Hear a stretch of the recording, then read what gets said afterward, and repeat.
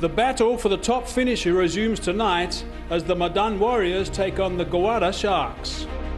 Mardan Warriors on a high after a good knock from Shazib Khan, and the heroics of Hazib Khan led them to a victory over the Hunters. The Sharks tasted defeat for the first time as they got bundled out at the hands of the Royals. This time they get the wicket. Who will claim top spot tonight? Will it be Abbas Ali or will it be Shamil Hussain? Welcome back to Gaddafi Stadium, Lahore. We're all set for the next encounter, the last one before the playoffs between the Mardan Warriors and the Gwadar Sharks. The Pakistan Junior League continues. Good news is we have our top four, but we're very close to finding out who plays who. That's what we're here for tonight. I've got Sanam Mir and Mike Hazeman with me. Mike, welcome to the Pakistan Junior League. It's lovely to have you on the panel. Raha, thank you. Very nice to be here. Sana, nice to be with you too. Nice to be with you here. Sana, now let's talk about that last game before we dive into the playoffs and who's playing who.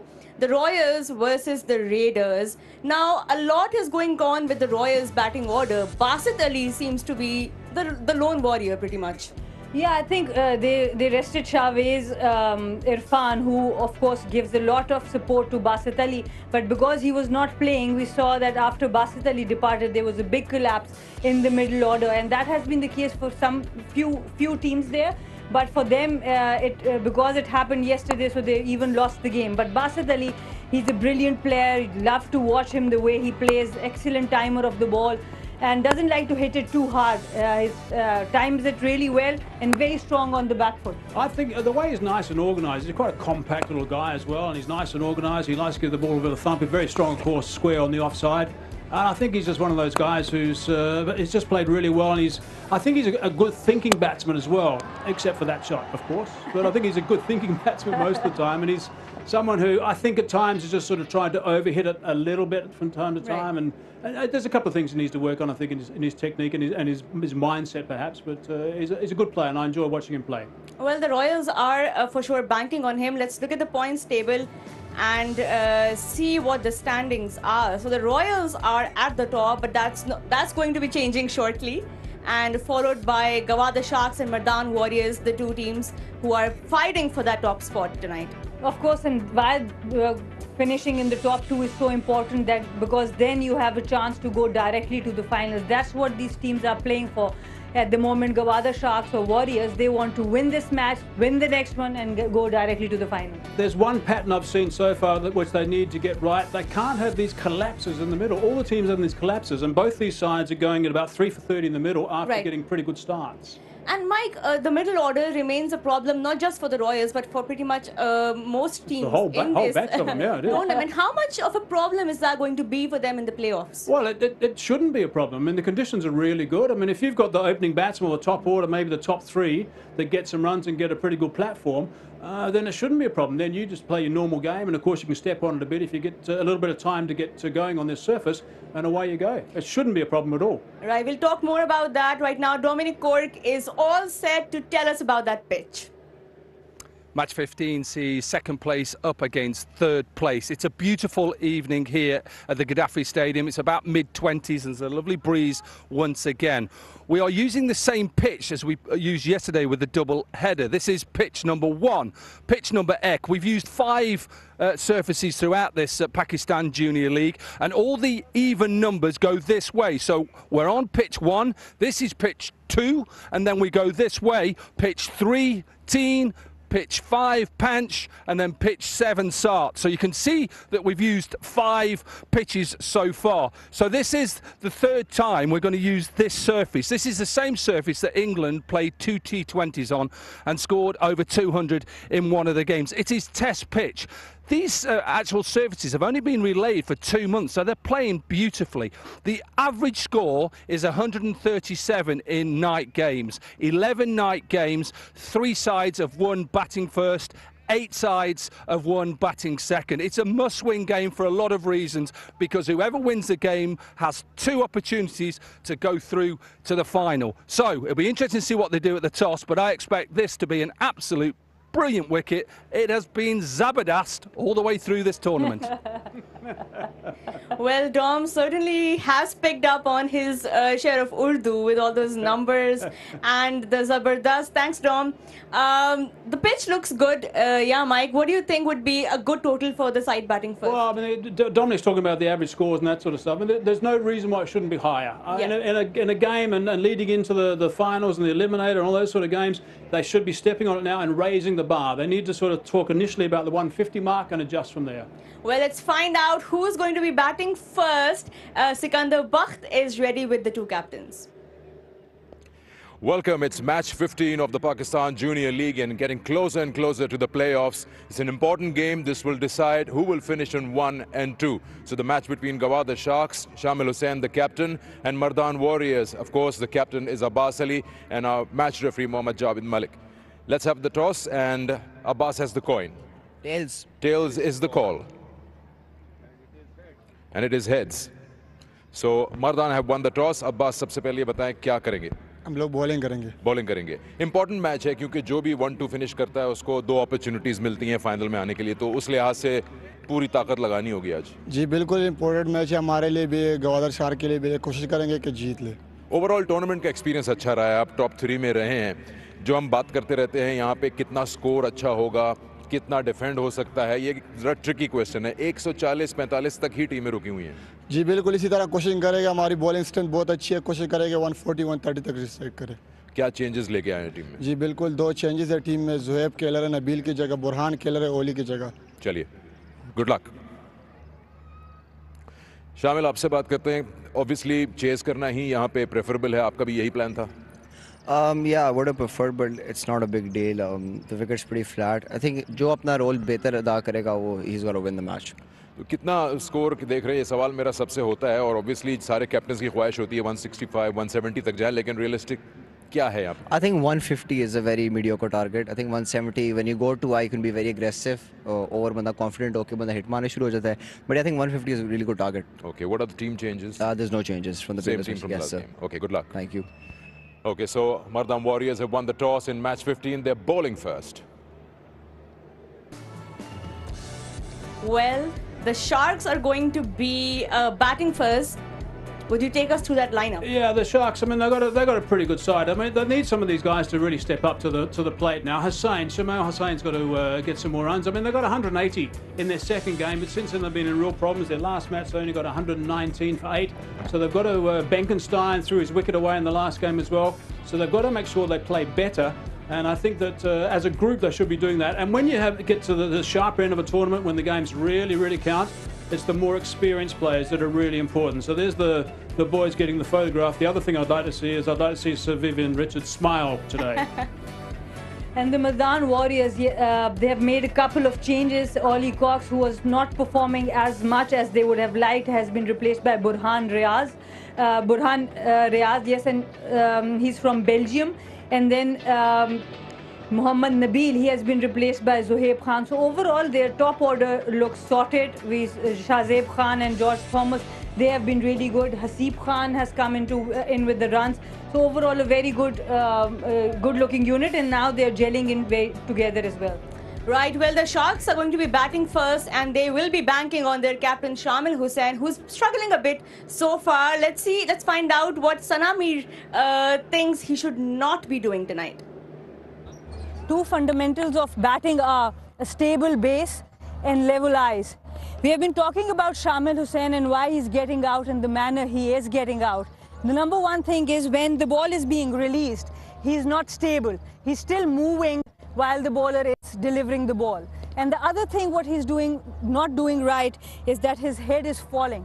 And when your head is falling, it's very difficult for you to know where the length of the bowler is, where the line of the bowler is. So as a batter, it's very important to have a stable base, and the trigger movement needs to stop before the ball is being released. So of course, the head movement, it's not easy to work while you're in a tournament, while you're in a competition. But what he can do definitely in between the tournament is that when the bowler is about to deliver the ball, he's very stable and his eyes are leveled, whether his head is there or there, but at least the base needs to be stable and he should be still before the ball is being released.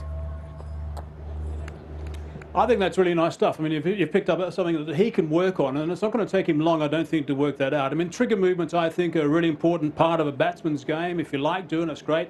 Virtually no one these days stands still. His trigger movement is quite excessive. At the moment, what he can do is actually stand further outside that leg stump, and I don't want to get too carried away with number 4 batsman at Pakistan Test side, but I think he's a wonderful player, but not getting into those sort of movements. But he can actually be a bit more excessive with his first step, because I can't see him shortening that in the short term. So maybe stand out a bit more. And then obviously he's just got to be a little bit more upright. It's not that difficult to do that. And the timing of the trigger movement, that's important. It needs to finish. No matter what trigger movement you have it. But it needs to finish the time the ball is being released. And that's the number one mistake a lot of players make when they're in bad form. They don't realise that's the problem. Right, well, we've seen a lot of good batters, bowlers, all-rounders already in the tournament. And one of those all-rounders is the Sharks player Arafat Minhas. So let's go and find out more about him.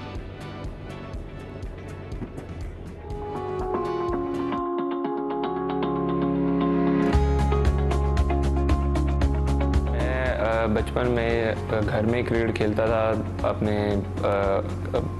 भाइयों के साथ, तो वहाँ से ही शौक़ develop हुआ आहिस्ता आहिस्ता। तो जो मेरे फादर थे उन्होंने मुझे देखा खेलते हुए, मैं मतलब गली मोहल्ले में खेलता था क्रिकेट, तो वहाँ से ही फिर उन्होंने मुझे क्लब ज्वाइन करवाया। तो फिर मैं वहाँ से जब क्लब में गया तो क्लब में आहिस्ता आहिस्ता जब जो हमारे क्लब के सीनियर्स थे उन्होंने जब मेरी तारीफ़ की अब्बू को कि ये टैलेंटेड है, इसको आप आगे अपॉर्चुनिटी दें, तो इसी तरह फिर मैं मेहनत करता रहा। जी, मेरे फादर को शौक़ था क्रिकेटर बनने का, तो वो अनफॉर्चुनेटली नहीं बन सके, तो फिर उनका ख्वाब था कि मैं क्रिकेटर बनूं, तो उन्होंने मुझे शुरू से ही ग्राउंड्स में अपने साथ रखा। हमारे साथ सर वेव हैं, मुश्ताक अहमद हैं। ये हम एक्सपेक्ट नहीं किया था हमने कि कभी हम इनके साथ भी ड्रेसिंग रूम शेयर करेंगे, तो ये हमारे लिए बहुत अच्छी अपॉर्चुनिटी। और बाकी जितने भी कोचिंग स्टाफ के मेंबर्स हैं उन सबका हमारे साथ रहना और उनका जो एक हमारे साथ बॉन्ड है वो बहुत अच्छा है। मैं छोटे छोटे गोल सेट करता हूँ, उनको अचीव करता जाता हूँ, और मेन गोल तो आपको सबको ही पता है कि एक ही गोल होता है कि आप अपने मुल्क को रिप्रेजेंट करें। और मैं चाहूँगा कि मैं मुल्क को तीनों फॉर्मेट्स में रिप्रेजेंट करूँ, और आहिस्ता आहिस्ता छोटे छोटे गोल्स को अचीव करता जाऊँगा, तो मैं एक टाइम आएगा कि मैं पाकिस्तान को रिप्रेजेंट कर सकूँगा।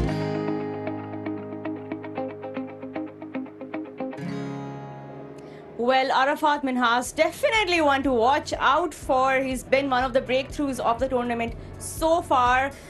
We're almost set for the game. Mike, who's going to be the top performer, the top team at the end of this night? The Sharks. The Sharks are, and mainly because of the guy we just heard from.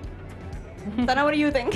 Yeah, I also had to, I think, go with the Sharks the way they have been playing throughout the tournament. One bad match, but otherwise they've looked really solid. Well, the Sharks are the popular choice over here. That's all from us. We're ready for the action. And for now, let's go upstairs to commentary. Thank you very much, guys. Here we are, all set for match 15. This is Mardan Warriors versus Gwadar Sharks. Whoever wins tops the table. Luke Benkenstein, he's the mainstay for the Sharks. He's given them good starts. He looks like a batter who likes to hit the ball and especially use the power play for the betterment of his team. His captain, Shamil Hussain, he's had a few bad runs in terms of opening, but he's had one good knock, and he should remember that one. The bowlers all set, Abidullah from the Mardan Warriors, and so is my partner, Tino Mawoyo. Very good evening, Sikandar. Good evening to all our viewers from across the world, wherever you may be. It's the final group stage game. Whoever wins this will be top of the table, guarantee themselves an opportunity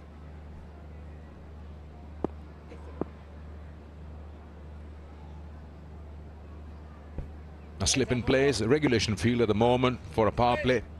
And Luke Menkenstein is on strike from the pavilion end.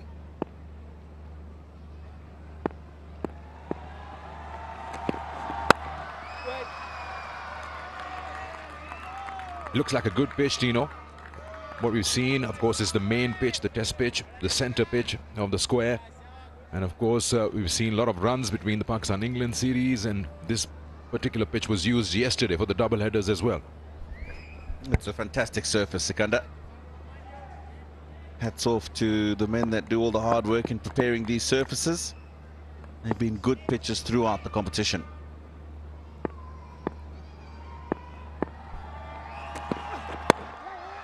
Runs here.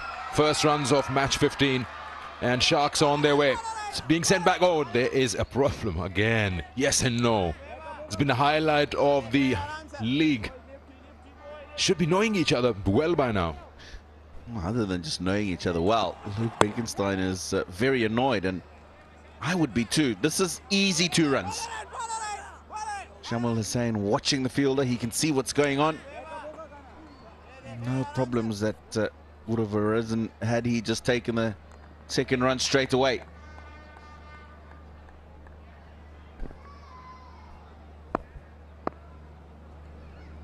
Mardan won the toss. They've decided to field first. They're going to target his leg stump, that's for sure. And there's no doubt about that. So he's got to be careful and then have that extra man on the onside just to cover up those singles.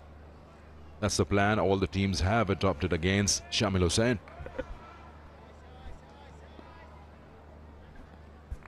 Yeah, we saw a brilliant piece from Sanamir just explaining what he needs to try and do to counteract that problem. Of course, very difficult to do in the middle of a competition like this. Games coming back to back. That one just didn't get up. Now that puts a bit of a question mark in the back of your mind as a batter.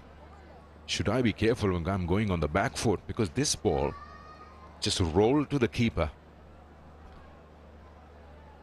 He was trying to pull that. The length was a little shorter, but there was no bounce as he would have liked.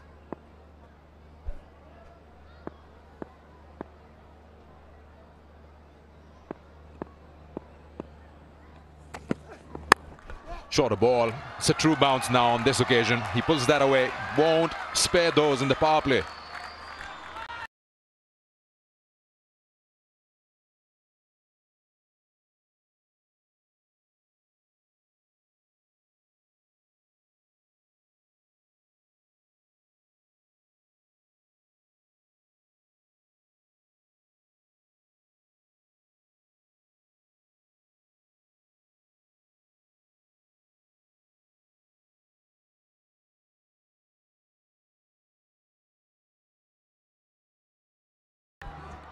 That's a better length, just leaving the outside edge.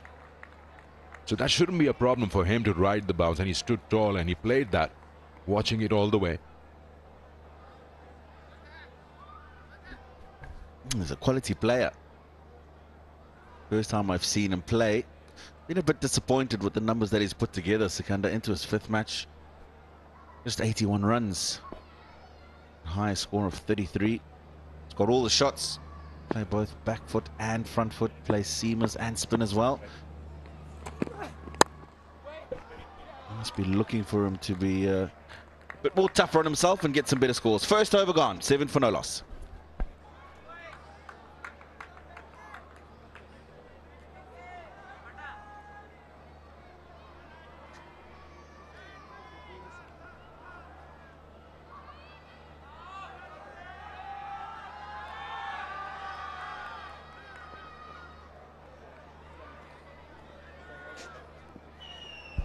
The two sides today, Gwadar refuses to make any changes. They're all set with their winning combination, 11 of them. Whereas Mardan bringing in 2 changes today, getting Burhan Niaz and Zuhaib Shazeb Khan into the side. Both of them played some good cricket, these two teams, and looking to top the table so that they have a second chance of getting into the finals if they don't make it the first time. And it's been a good run in the round games. Each team played 5 matches apiece. Emil Khan, the new bowler.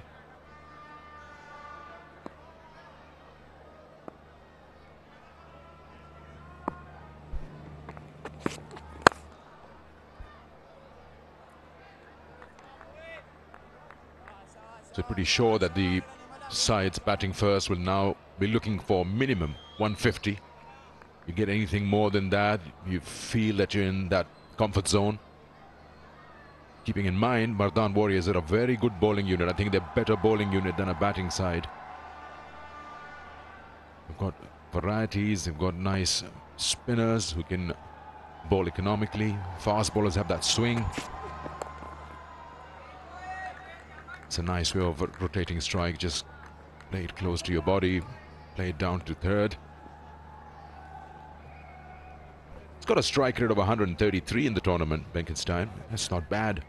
Someone who plays in the power play.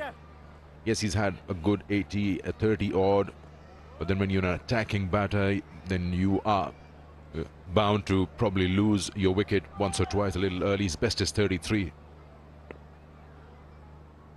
Yeah, and my point is he's a much better player than that. You've seen him in the power play that you're talking about, the strokes that he plays. Look at that. Sublime. And you can play shots like that, and then you see how he's got out some of the times. Very frustrating. Yeah, width, and is moving further away. He's timed that to perfection. Standing still and finding the gap at the same time. This is a fast outfield.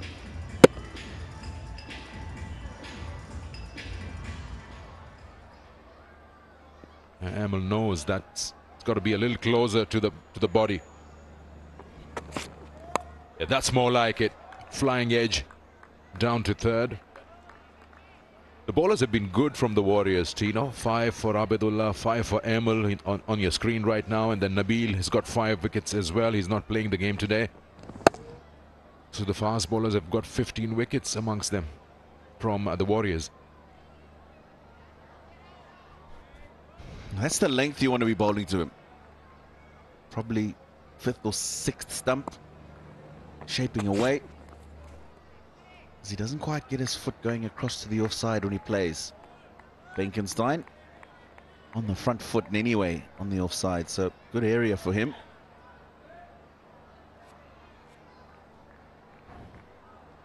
It's been a bit of shape this evening from Emil. He'll generally try and swing it back into the left-hander, away from the right-hander. As we've seen throughout the competition, evening games, just a little bit in there for the faster bowlers. Short cover, fields well. Dot ball to end the over. 2 gone, 13 for no loss.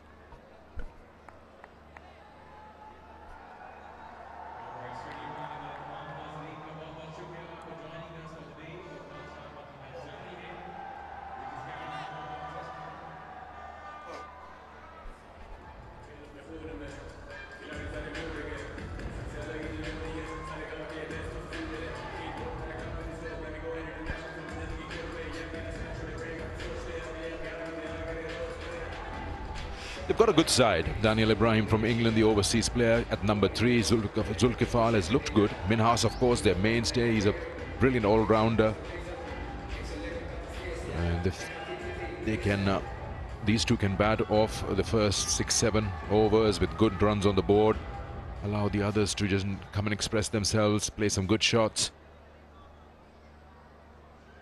Got to really go phase by phase. Zohaib Shahzeb, the entry in the 11 for him today. Let's see what he's made of. What can he add into this all-important game for the Warriors?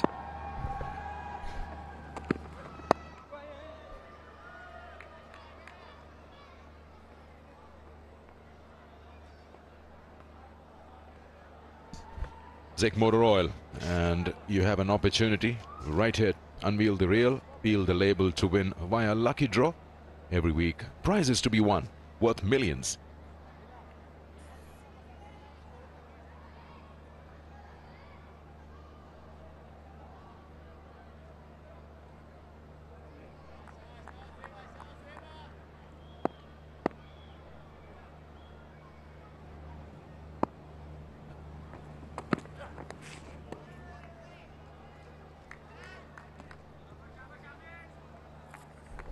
You notice how he's made slight adjustment over here, Shamil. He's been dismissed on 2 occasions, bowled round his legs onto the leg stump. But today, look at him, how he's not covering the stumps, and now he moves, shuffles a bit, and he covers that leg stump. I like to see that. It means that he's watching, he's listening to what the experts are saying about his batting technique. Mike Hazeman mentioned earlier that it's probably a good idea just to stand a bit further outside the leg stump. It's a no ball and has been treated like one. It's been put away for a boundary. It was too full. And not only that, he's also awarded a free hit. Displayed through the line, saw the length, his eyes lit up. Yes, that is a no ball.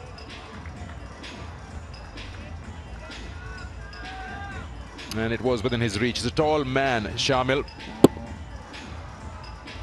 He's got a good reach outside the off stump, and he played that deliberately over that 30-yard circle. And then the ball will do the rest. So now it's a free hit. Shamil can hit it wherever he wants with no fear. That's a good ball. He's been hit away. That's well played. Boundary of a free hit. To the first over, and Shahzeb's under pressure. Baptism of fire coming into the team today. That's nicely played. He's picked it up well. Good connection. Finds its way to the boundary. It's been a good over. 11 from it. Just 2 balls bowled in the over. It's the first game for Shahzeb, Tino. First time he's been included in the 11. The captain's there. That's the right thing to do. Just give him the confidence. Just calm him down. I don't know what the umpire is doing in that mini meeting. Something with the shoe he's not happy with, the boots that he's wearing.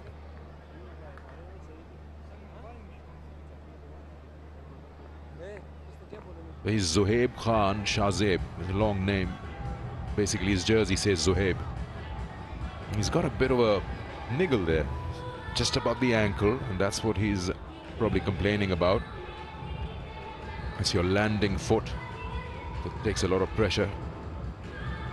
That's what the points table looks like. So you can see number 2 and 3 playing. Whoever wins goes to number 1 with 8 points, and then finally we'll have the net run rates deciding 2, 3, 4. Gujranwala Giants and Hyderabad Hunters have not been able to make it to the playoffs. And Rawalpindi Raiders just sneaked in yesterday. A crucial game this. More than likely the team that loses today might just slip into that 3rd place position. So everything to play for this evening. Shahid Afridi, who's the mentor of the Mardan Warriors, just having a word with one of the players on the sideline just now. He's talking to Bohan Niaz, who's also an inclusion in today's side, didn't play the last match. Yeah, he's gone off the field as Shahzeb. I hope it's nothing too serious, but he's got to go off the field, and there will be some concern.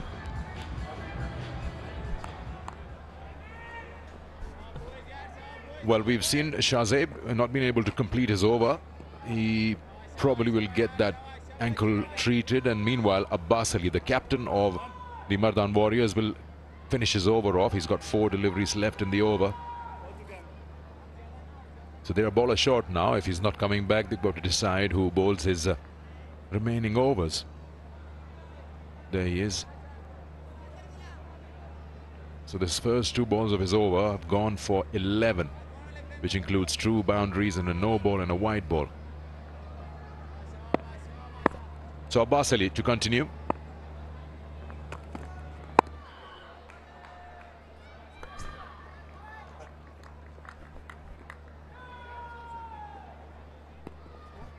So he usually bowls just that 1 over, Abbas Ali, the captain. And today he probably will get 1.4 overs to bowl. He's got 1 wicket. You can see right there, 1 for 14. I don't think he's bowled in the power play.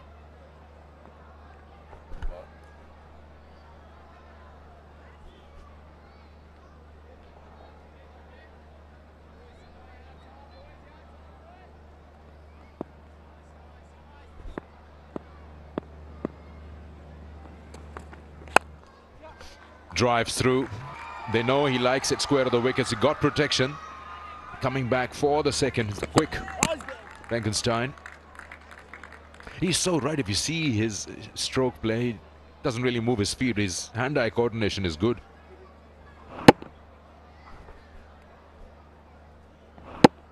Now, going outside the off-stump, front foot doesn't bother to get his foot across so much, and that's why you got a bit of shape away from him. If you hit a good length, fifth, sixth stump area, you've got an opportunity to get that outside edge. Yes, exactly that. Just trying to reach the ball, standing his ground. And that is when probably if you put back to that, you won't be in control of your shot. That'll probably fly away somewhere to third.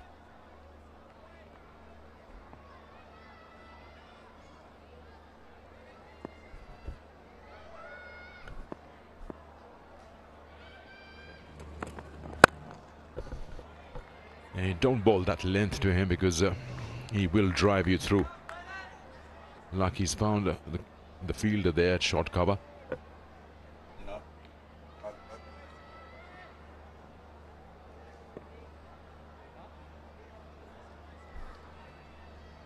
Abbas Ali has done well to complete the over. He's got one more ball to go.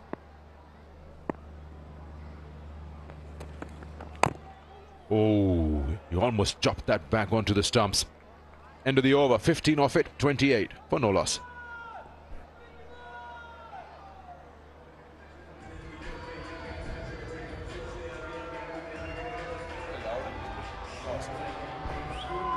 Gwadar Sharks have been pretty good so far in the tournament.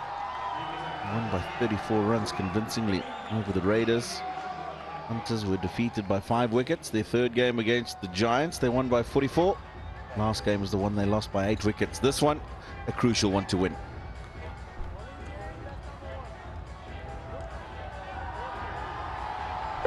They lost that one game against Bahawalpur Royals. You just could feel a sense of urgency in their batting and shades of overconfidence. And probably a good time to lose one match just before the playoffs, so it just gives you a wake-up call. Spin in operation now. Straight away we see some changes. Irfan has been given the ball, the left arm spinner Mohammad Irfan. He's got 2 for 17, his best in the tournament. In the power play, so that's a bit of a challenge from the FC College end.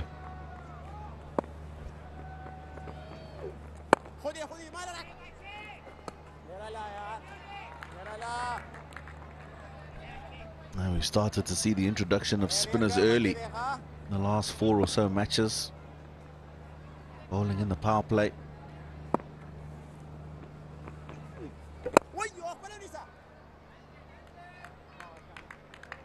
Yeah, again, takes us back to that piece there, the analysis that Sana did, talking about at the time of the delivery being released.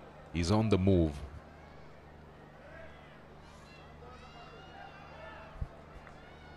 It's not a bad start, this, going at 8.7 runs and over, and they still have quite a few overs left in the power play.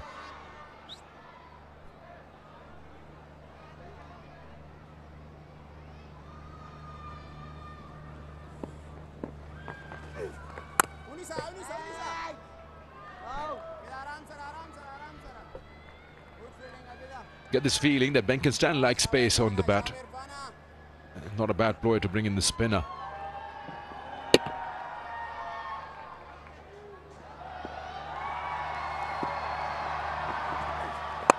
There he comes down the wicket. That's a shot he's created. Very well done. Just over mid-off.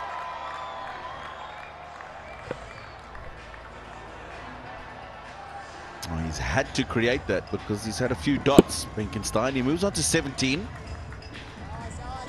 from 14 balls, but there's 3 fours in that 17, so it tells you that he's got a whole lot of dot balls in and around those 3 boundaries that he's played, but this is a good calculated stroke.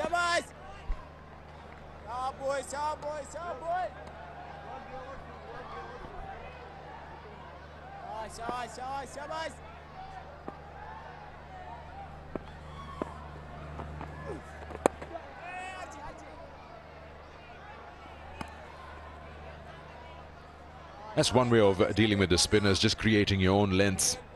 Saw him coming down and meeting the ball early and then playing that over wide mid-off. And again, the minute he came down, he's got the line of the ball covered and he's played it to perfection. A couple of bounces, another over with 2 boundaries, 37 for no loss.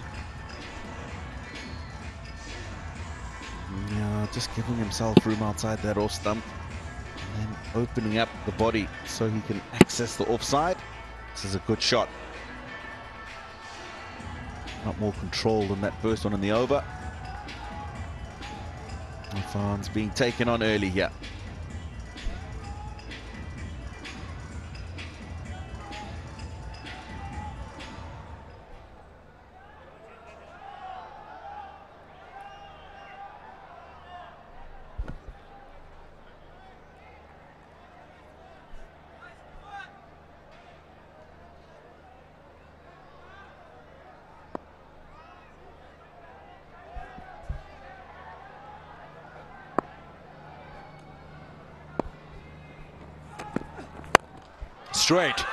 Straight as you like, and hits the parameter boards on the fall. Now that's a shot of authority. You go, boy. Good stroke. Sees the length. Decides early that he can get under it. Clears the boundary. It's a good stroke.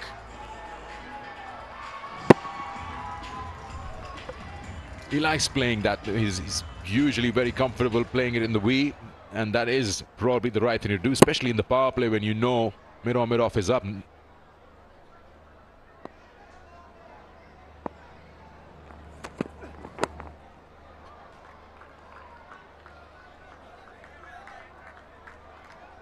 Just changing that length completely on that occasion, Abidullah.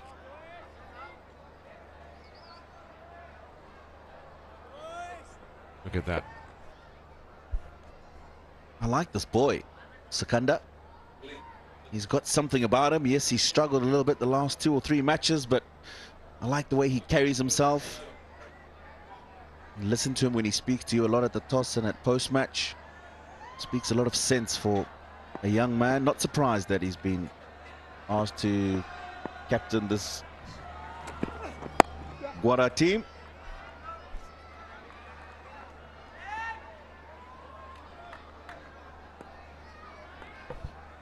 For Sharks to do well, I just have a very strong feeling Benkenstein needs to bat long, because he shows purpose against the spinners, against the quicks. He's created those lens. He's looked good through the covers and a square of the wicket on the offside.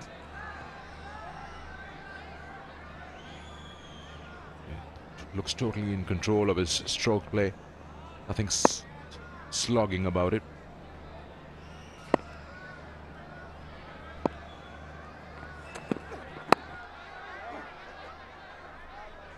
It's done well to just keep it down. Holding that grip on the handle is quite loose. He doesn't want that ball to fly through gully. You got protection. Third is inside the circle as well.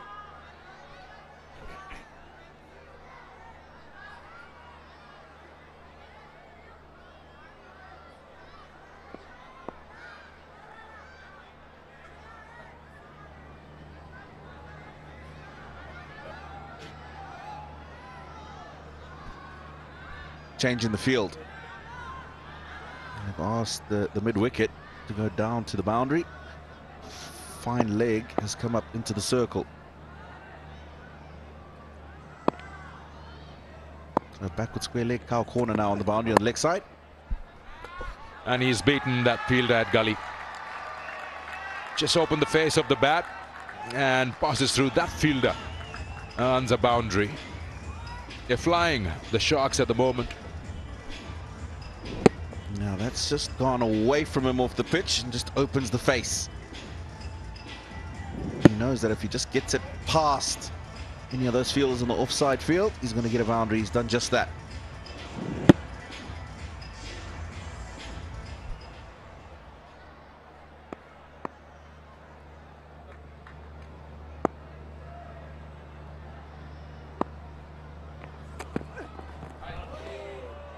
That's not a bad ball.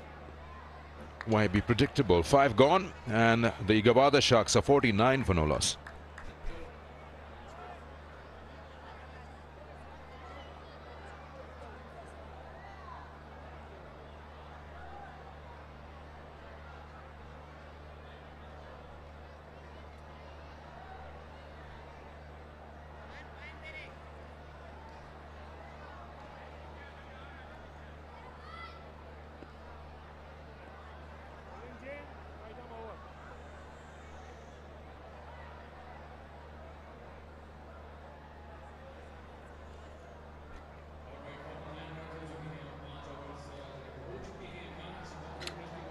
Last over to the power play then.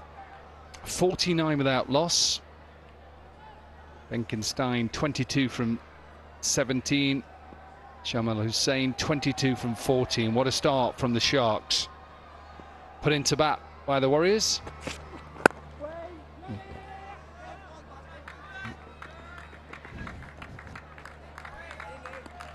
It is a very good start, especially knowing that the Warriors, they really take pride in their pace attack.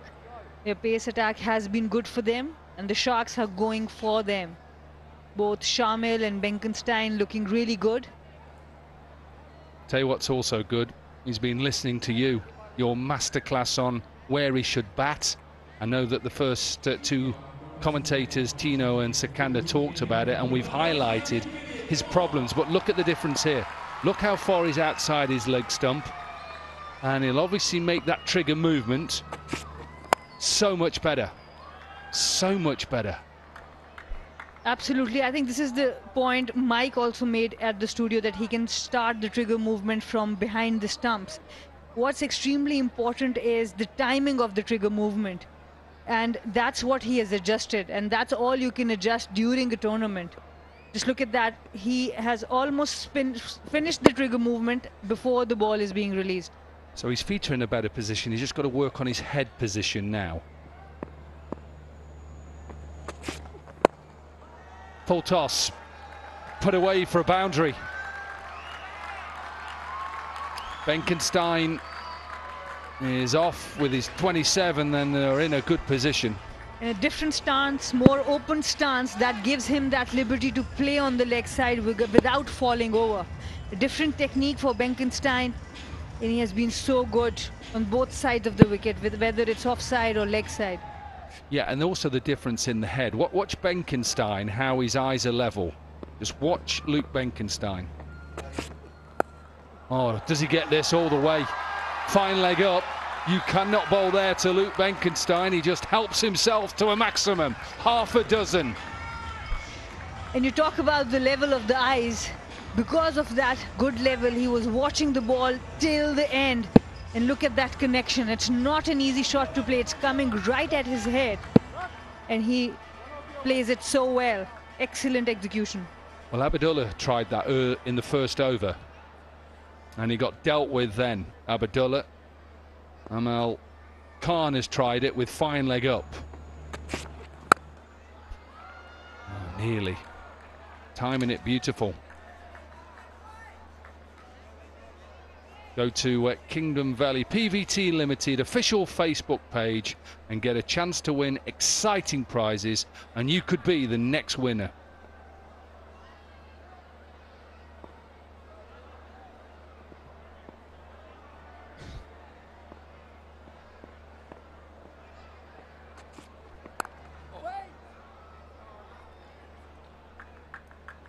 Good over again for the Sharks. It's the end of the power play. They are 61 without loss. Yeah, I was...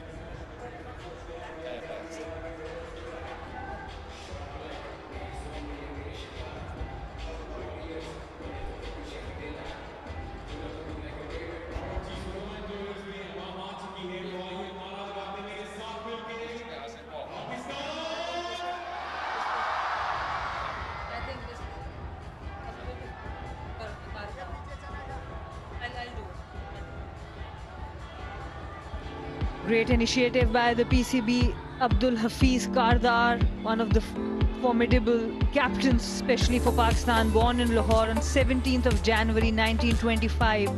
played 3 tests for India on the 1946 tour for England prior to making debut and represented Pakistan and served up as the captain and achieved winning maiden series, test series against India.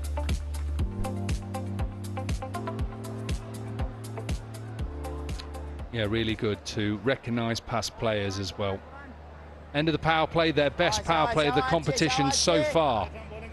61 without loss, Benkenstein 32, Shamil Hussain 23. Archie Lenham now.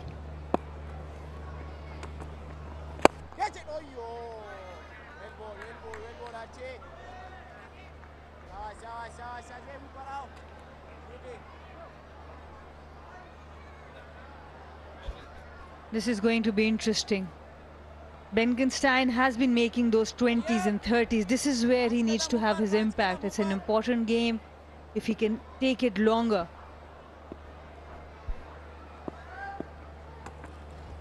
I was just about to say, be careful, Luke Benkenstein, early on against spin, because I know you play the reverse sweep and they know each other quite well, Luke Benkenstein and Archie Lenham. He'll know that he wants to play the reverse sweep. So a couple of things I want you to look out for here with Archie Lenham. Just watch where he's landing. He was working with Shahid Afridi earlier, and he's definitely worked on getting closer in.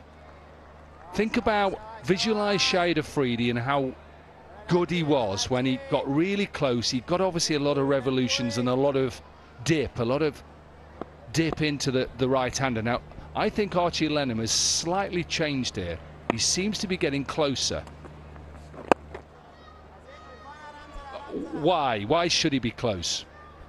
I think with the if you're coming from closer to the wicket, it's important, if even especially if the surface is not giving a lot of spin, the ball can still go ask the questions from both edges of the bat, because you're coming closer, your arm is higher.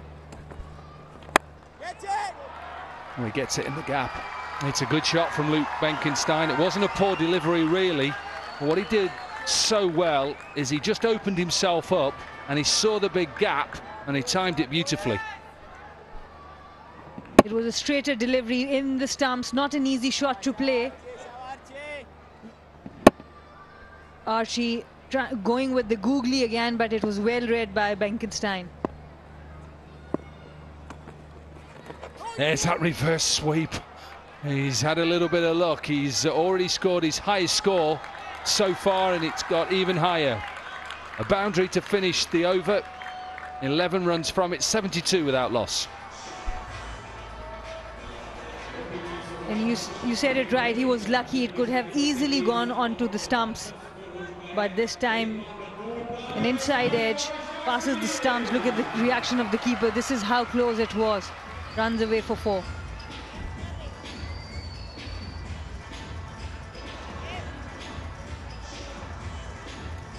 Run rate over 10s. That's what the Sharks want. Keep it over 10s now. Mike Hazeman was spot on in your pre-show when he talked about sides who have struggled from now. From over 7 to over 15 is they've struggled against spin and struggled against getting early boundaries and then rotation of strike.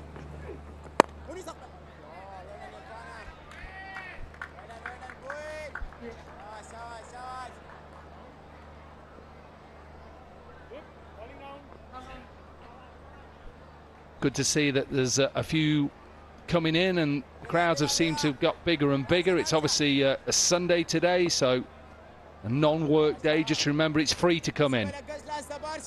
After this game, you've got 4 more opportunities. Tuesday, Wednesday, Thursday, and the final on Friday. Come down. Wherever you are, come to the Gaddafi Stadium and come and see the next generation of not just Pakistani players, of perhaps players who are going to play around the world as well. In another few years, people will be buying tickets to see these youngsters play wherever they go. So it's very important we support the grassroots cricket. Well, he just, again, tried to muscle this. Just got to not get frustrated. You can just see with his actions, he gets frustrated too easily. He's sorted out that situation. He's got through that little bit of a stage where it keeps walking across and either LBW or bowled. Stay patient. And he's good against the spinner. He's been better against the spinners. But I really like how Irfan is bowling. He's taking the pace off. Decode official smartphone partner for PJL 2022. Visit Decode social media pages and get to win some more fabulous prizes. Just 5 singles so far, and what he has done well is both these batters have looked good against pace. So he's taken the pace off. But Sana, there's nothing wrong with getting 5 singles. There's nothing wrong from over 7 to 10 saying, I tell you what, if we don't get a boundary option, we'll just take 6 and over. Just take 6 and over.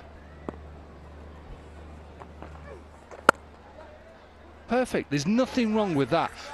A side are allowed to bowl a good over at you. End of the 8th, 78 without loss.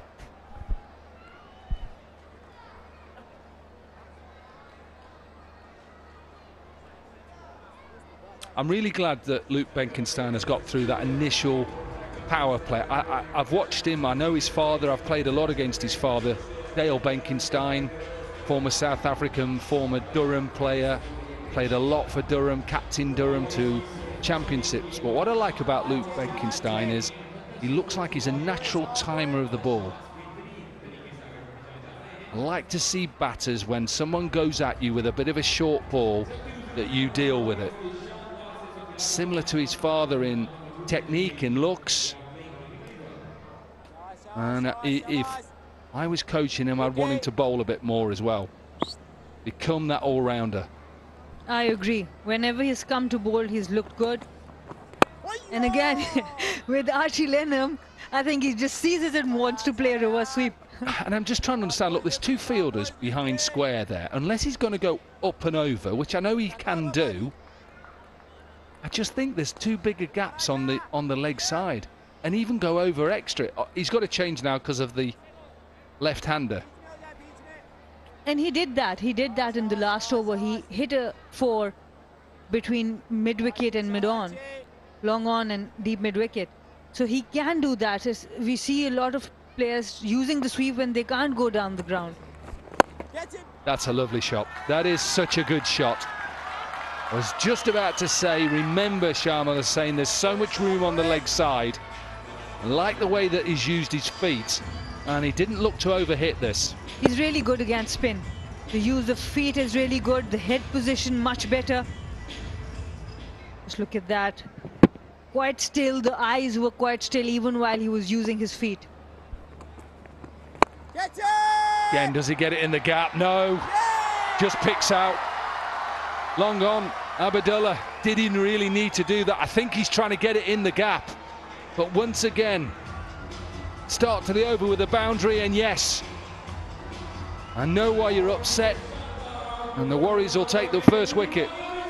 1 too many. He played a really good shot the previous delivery. This time wanted to go to the other gap. He played it straighter the last time, and Archie Lenham, he gets the big wicket. Shamil Hussain has to walk back for 32. Gwadar Sharks 83 for 1.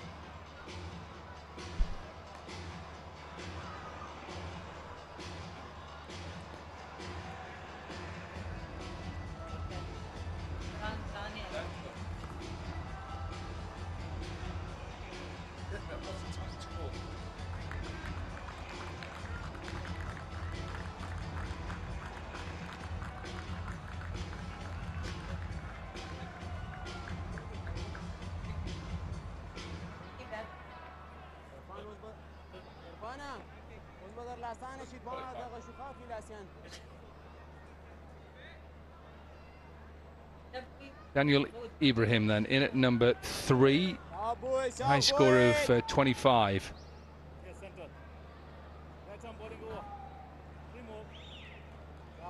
And again, as we've seen throughout the tournament, when sides lose wickets in this mid phase, they all of a sudden just lose that momentum.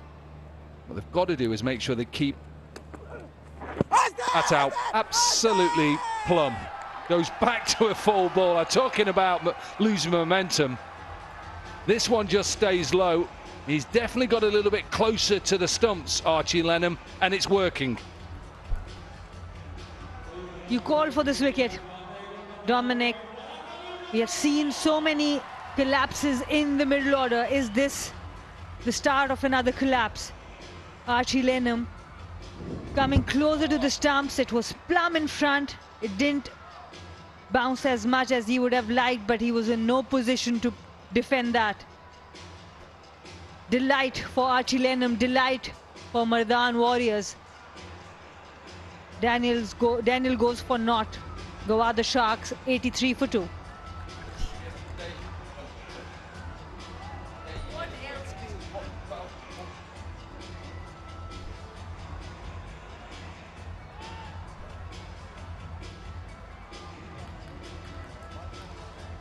Let's have a look at this again. Worry about where it pitches, that doesn't matter. It's where it hits. And I'm telling you now, that is as plumb can be. He's thinking, don't go back. Don't go back. Come forward. Already had a hat-trick. Afnan Khan. And Archie Lenham has a chance now. Slip in place. Zulkifel is the new batter. Not a lot Luke Benkenstein can do at the other end. He's just watching. Like this, get a little mid-wicket in. What are you going to bowl? What is he going to bowl? Another googly? I think he's going to bowl a googly. I do think. Was a googly. Absolutely was it a googly. He gets an inside edge. I think it's close if he misses it. And Shahid Afridi would be quite happy as well. The young leg spinner Archie Lenham doing so well. Just look at that, so many revolutions on the ball, directed well, good length, good line.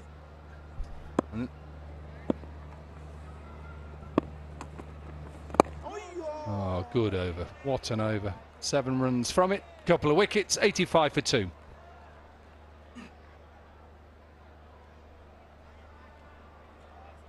You know, it's great for somebody like an Archie Lenham who can come into a side, and even these Luke Benkenstein, exactly the same. You know, imagine working with Viv Richards. Imagine as a batter like Benkenstein is. Imagine as Archie Lenham working with Shahid Afridi, and the knowledge that he can pass on to you. And it was great to see. I just watched it. I watched him talking to him and talking about trying to get in closer, and the benefits of getting in closer and attacking the stumps, and saying to the batter, right, if you want to sweep me and you miss it, guess what? You're walking off. Mohammed Irfan back into the attack. 2 overs for 15. Yeah, nice shot. Don't mind that shot. He's not looking to overhit it. He's trying to go over extra, but he knows that if he just like doesn't try and overhit it, that it goes to long off, then he's not going to get caught. When you talk about the role of mentors, we saw their impact even in Shamil's innings. You know that someone is telling him what to do right. Because he has been playing, and there's a chance of a run out, there's a direct hit. It does seem like the batter looks comfortable. Will the umpires go up? Yes. Well, it was a good dive, and he's just saying to Luke Benkenstein, we may have missed out on an overthrow. He was just running through thinking it was coming to his end. That's what he's just telling Zulkifel now, but it was a good throw. Yeah, good dive. Well, goodish dive on his knees. He's all right. It's the main thing, he's home.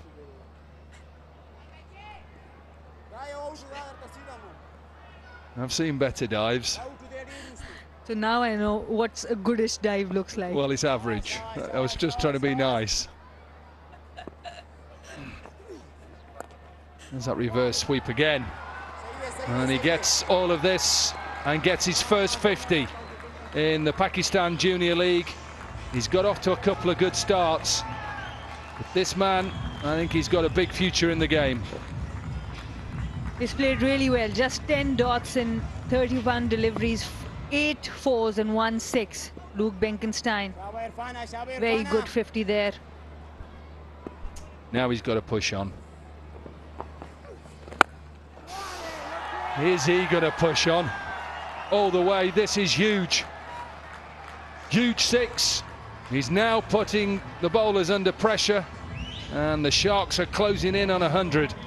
And this is how you make the bowler bowl to what you want to bowl. He has been reverse sweeping them, not thinking that he's going to come down and hit it straight. And that's what he does. After that reverse sweep, uses the feet, goes straight down the ground. What a lovely follow that is by the cameras there. Just watching it sail over. You don't want to see that when you're a bowler, I can tell you. Now then, 12 runs from the over. Yes, good.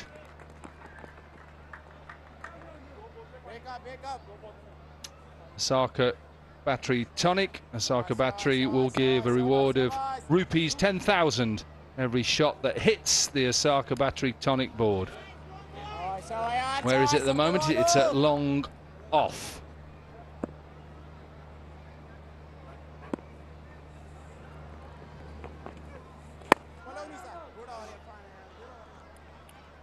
We're halfway, 10 overs gone, don't go anywhere. This is building nicely, 98 for 2.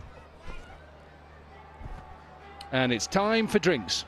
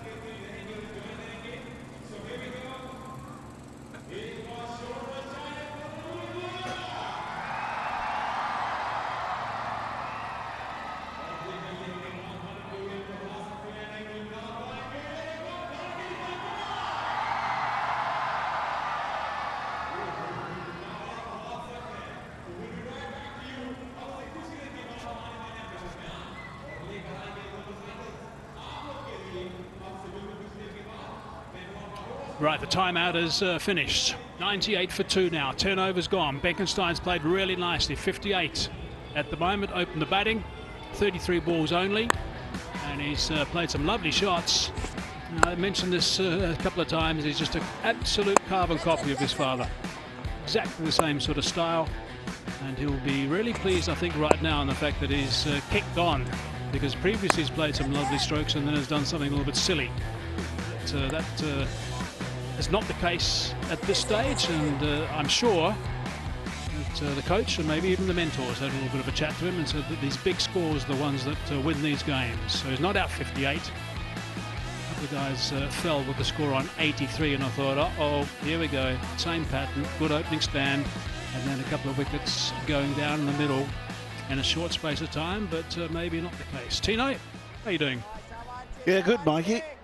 I'm really impressed. I'm happy for him, how he's gone about his batting today, because he's shown signs that he can do this. 58 from 33, if he buckles down, he can get 100. Prize of catch it. Oh, goodness me, he's put that down. Wow.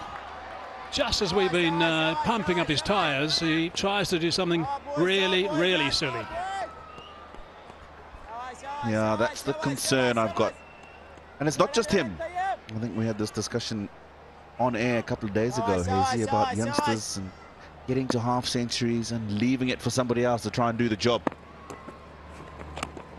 And that even after a timeout, an opportunity to regroup and have a chat as well. I'm quite astounded. I mean, I'll say it again. 50s and 60s rarely win games of cricket. You get an 80 not out. If you're good enough to get 100, then a lot of people sit up and take notice. That was a wide, by the way. Well down the leg side. This was the shot from Benkenstein, and it should have been taken. He was underneath it comfortably, but grasped.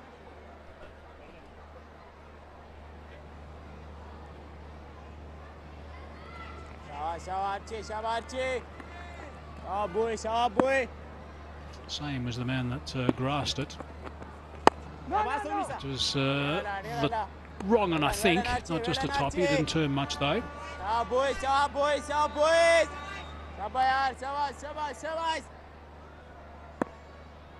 crucial would that opportunity be? Now there's the wrong one. Plenty of bounce that time. We'll have to wait and see if there was any connection. It certainly bounced a long, long way. And there was connection. Bat involved. And it was just the top edge as he was trying to roll the back face down so he could get the ball into the ground. Yeah, top edge. Not much Dawood can do with that. Hit from the over already. 3 balls still to go.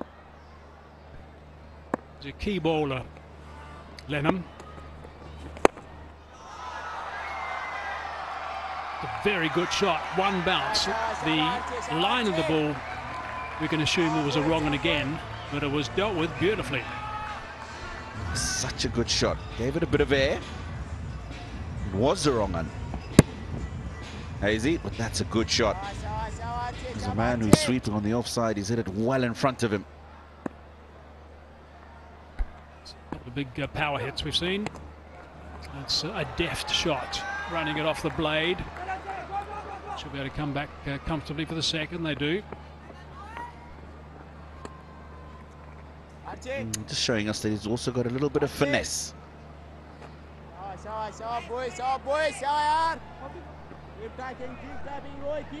last couple of days, the crowds have really been packing in here at the Gaddafi Stadium.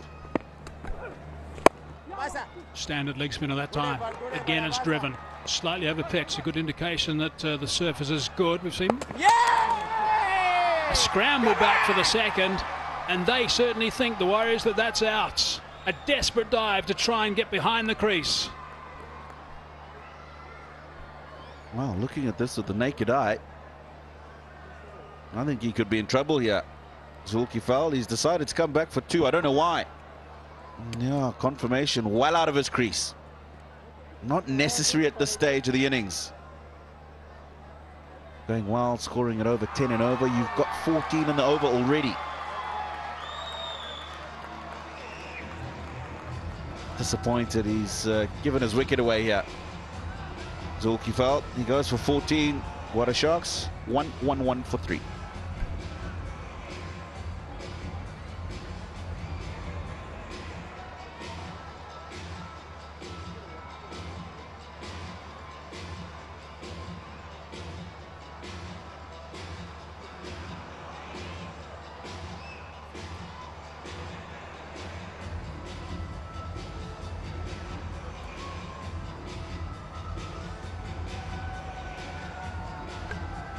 Lovely evening in Lahore. Comes alive, of course, when the sun goes down. This is in and around the surrounds of the Gaddafi Stadium. Hustle and bustle goes on long into the night. Crowds come in as well.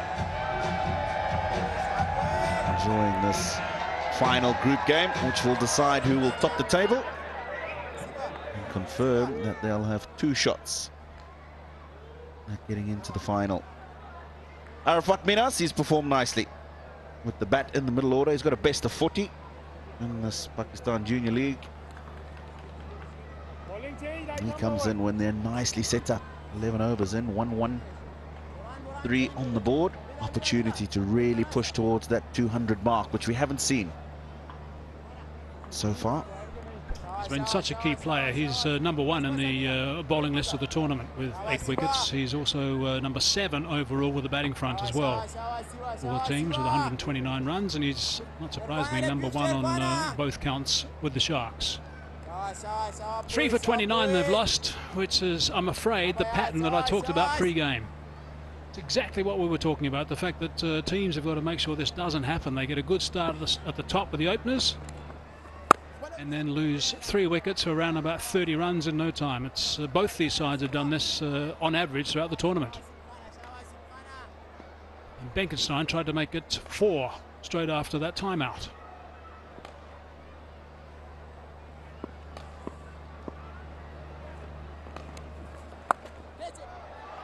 Outstanding, absolutely outstanding.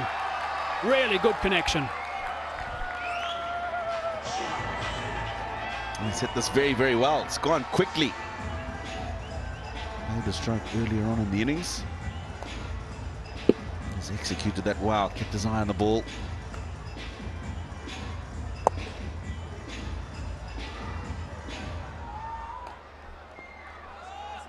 Shot they practice so much these days. It's a second nature shot, really. It's almost like playing a normal sweep, not a sleep, a sweep.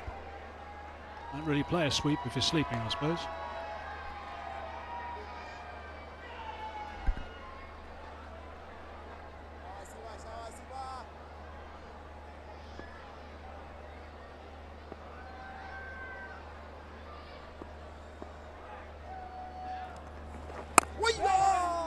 On the back foot, chop that away into the covers. I think we all know by now that these sort of competitions, in fact, no cricket can happen unless we have sponsors involved. In fact, no sport can happen if sponsors aren't involved, and Invrex have been a terrific sponsor. You can visit their social pages and get a chance to win exciting prizes thanks to Invrex Solar Energy. Great that these sponsors have dug deep to get involved in the Pakistan Junior League too.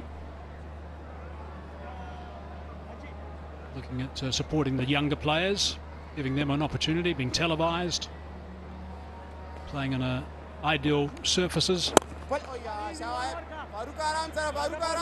on a big stage.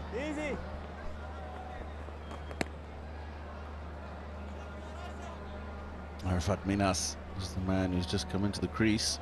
This is the reason why. He actually slowed down at the end there.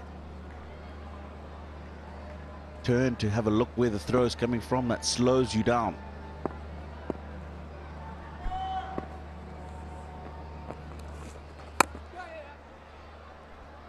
Again, looking to give himself some room, but nicely followed. Chased him.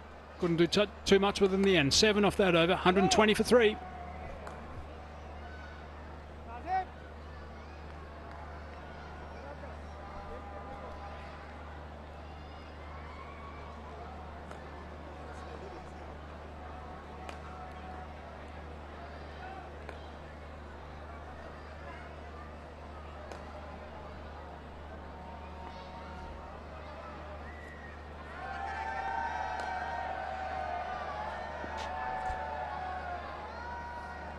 So the Sharks were asked to bat. Warriors won the toss. They were happy to do that. Chasing has been the way to go. It's been the most victorious way throughout this Pakistan Junior League. Sharks are talking about a total about the 150 mark. They can certainly get more than that now. If Benkenstein in particular keeps going.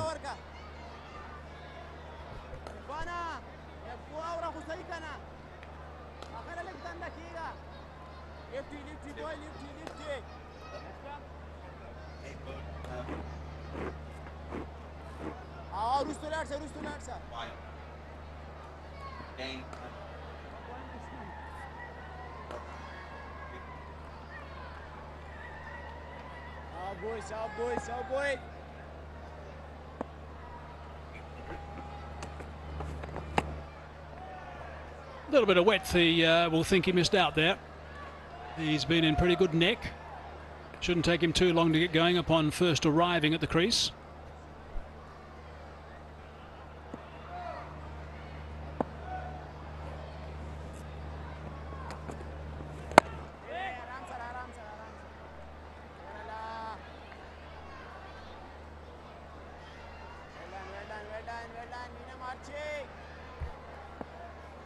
Just past 7 o'clock on a Sunday evening.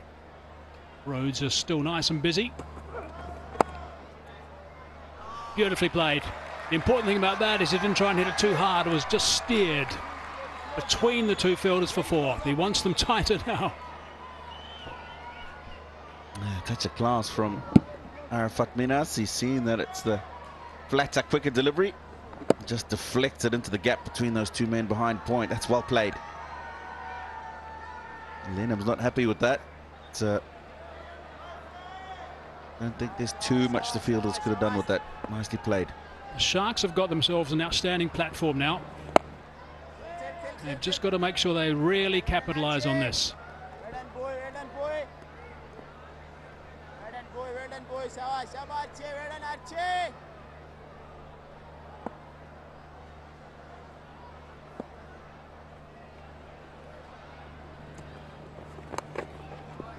So lovely shot as well, and that's gone for 4. So the boundaries are coming, and coming quite consistently. 9 off the over, a couple of boundaries off that, 129 for 3.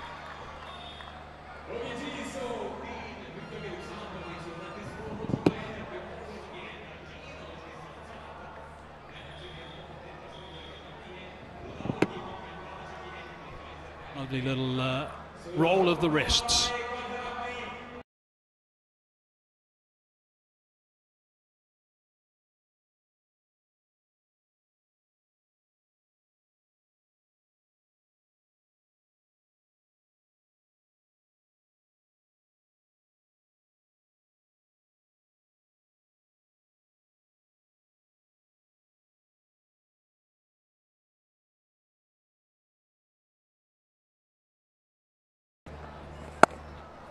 And he was dropped.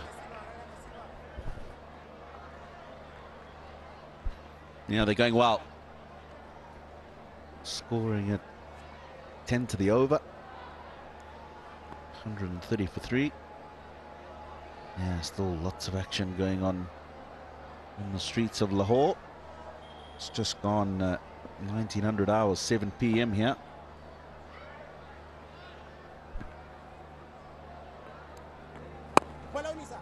It's nicely bowled from Hasib. Got to realise here the Sharks, there's so much on this game. The winner of this game goes to the top of the table. The winner of this game also then plays the Royals in the first game. They get 2 bites of the cherry as well. So even if they lose that first game, the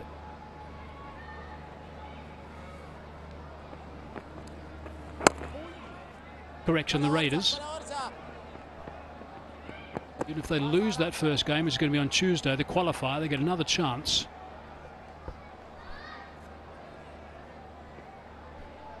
Zik Motor Oil unveiled a real peel the label to win via a lucky draw every week with prizes worth millions. So another opportunity for people to win some prizes from the sponsors. That's Zik Motor Oil.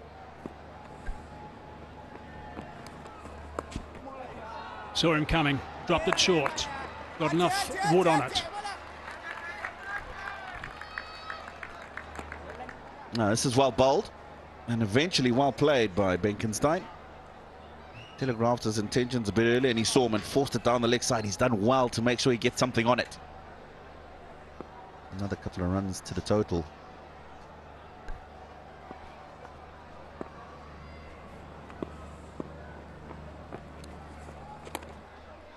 It's going to be an interesting adjudication, I think, from the umpire.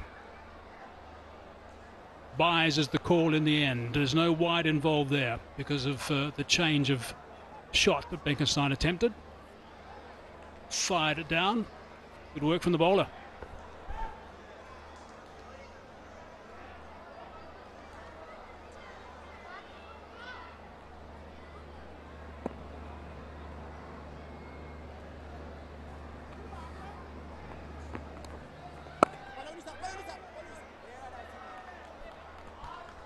Pretty tidy.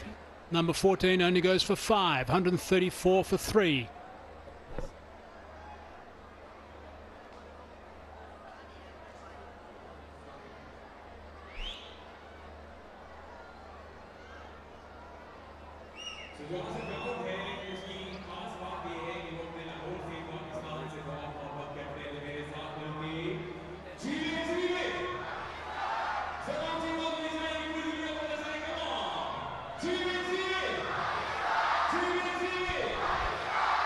We just clarify things. The qualifier is going to be played on Tuesday, and that's the top 2 teams. So today's winner is going to be playing against the Royals. Then the eliminator is played on Wednesday, and today's loser is going to play against the Raiders.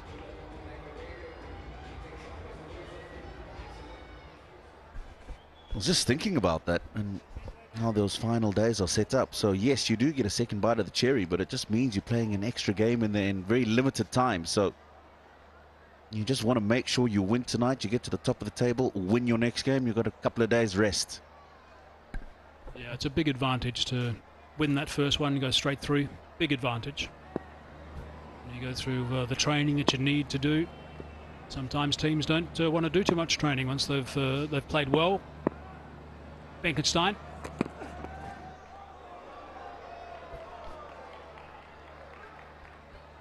He's giving himself some room, trying to exploit that backward point area that he loves so much. He's actually done well here, Abdullah, because he's followed him.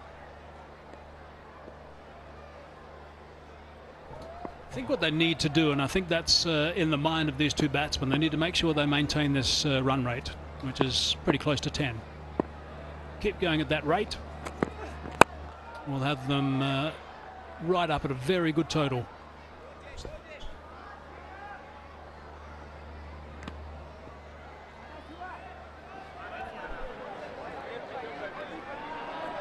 The future champion, there he is, of the Sharks.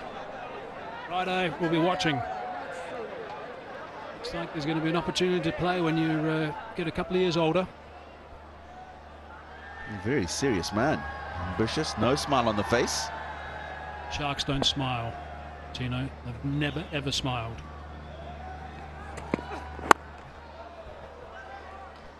Beautifully bowled by Abdullah.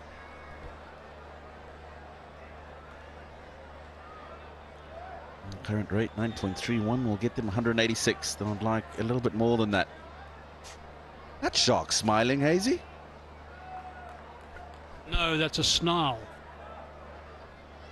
Viv didn't smile once in the last game, and that's why, because he knows.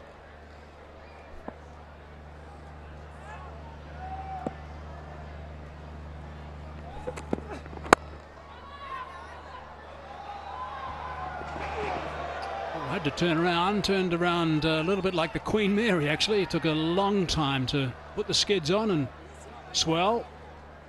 See, no smile. No smile at all.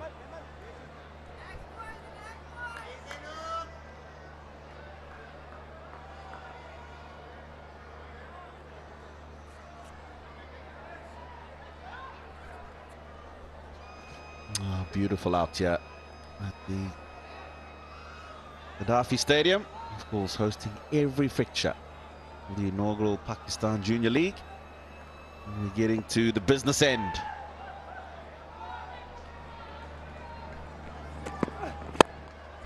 Tries of catch it. Going to just bounce short. Another little mini life. This time Minhouse. I like the idea because Mirov's in the circle, just didn't hit the ball as well as he was looking to. Survives.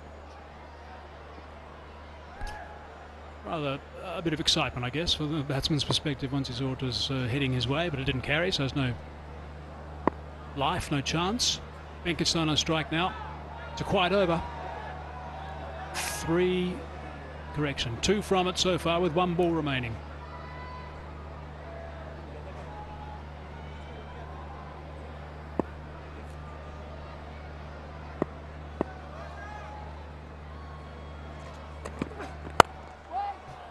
A bit of a two-step, and he gets it through the covers for 4. Nicely played. Still a good over though. 6 from it. 15 gone, 140 for 3.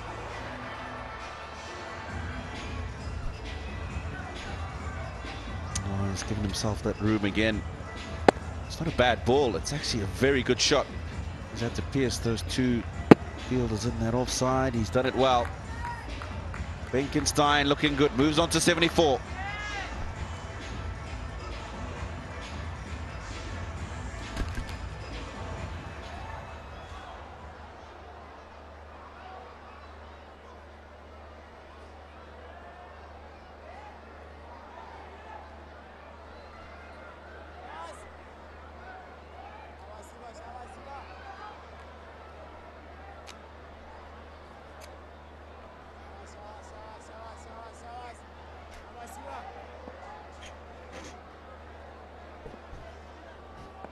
This has been a good phase for the Gwadar Sharks. 140 for 3 is the first time I'm seeing that at the end of 15. This is a great launch pad for a big score here. Wickets in hand, 5 overs to go.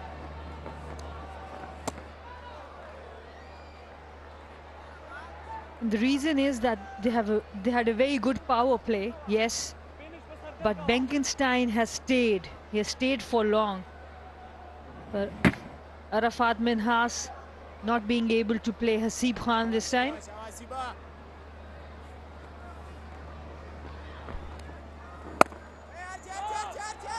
Again, yes and no. This should be out. And the throw was way too high.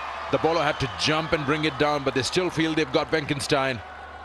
Time and again, we've seen this hesitance in getting a single going, lack of communication between the 2 batters, and the result is absolutely horrendous. This is terrible calling. Just terrible calling. A person who has been in form, he's batting so well, you call yes and then you send him back. Big wicket for the Warriors. Luke Benkenstein, he was looking so good. But he has to walk back because he has been given out. He was out of his crease. He has to walk back for 74. A very well played 74 of 46. Gwadar Sharks 140 for 4.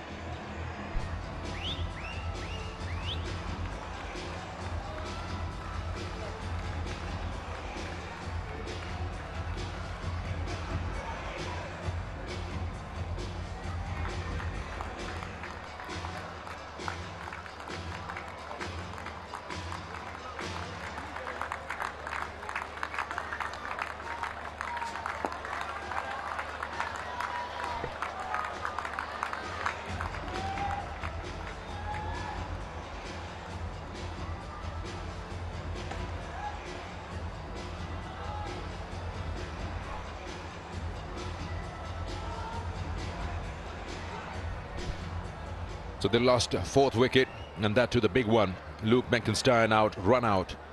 That brings in Saad at number 6, Saad Masood. 22 his best in the tournament. 5th appearance for the side, so he's been a regular member of the 11. This could be the moment where Warriors can turn it around for themselves and probably end up having them at least 20 short because set batsman is gone. Saad Masood starts with a good looking shot there. shot of confidence. Sorry, Arafat Minhas, and this is not something good. Arafat Minhas called Luke Benkenstein. He was also ball watching, but he went for the call of the partner. Miscommunication there. Look at that. No, you cannot say no halfway.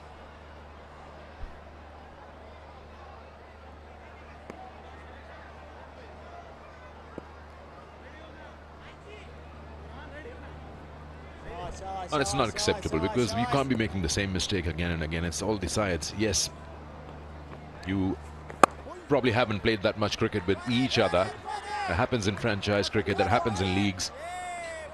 But then it has to be decisive whether you want to run or not, and the shouts or the yes or no should be clear.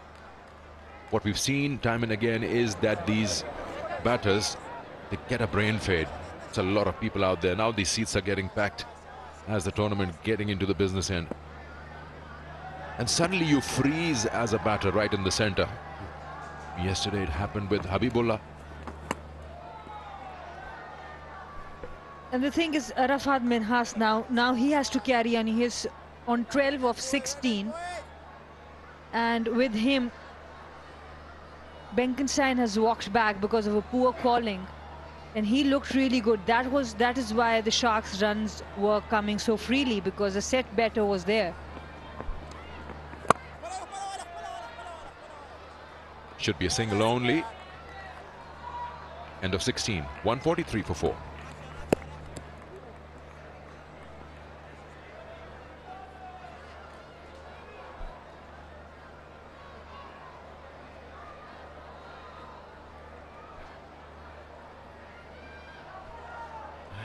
There's a playoffs tree right in front of you. We all know that qualifier 1 allows you to have a second bite at the cherry, even if you lose. That's a very good shot. Arafat Minhas, he has been the best all-rounder for Gwadar Sharks. He's been trying to play this shot for a while now. This time middles it, rises with the bounce, plays it on the top, back foot punch, and it races away for 4 runs.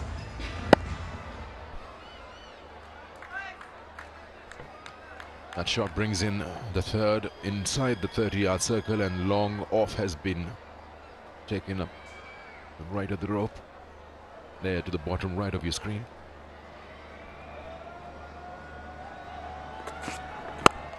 Good shot. The sound of it tells you you don't need to look where it's going. It will sail over any ground, no matter how big it is. That's a 6 everywhere. Arafat Minhas showing the range of his shots. The last one to the offside, this time to the leg side. A little falter in the length, and he punishes the bowler for the maximum.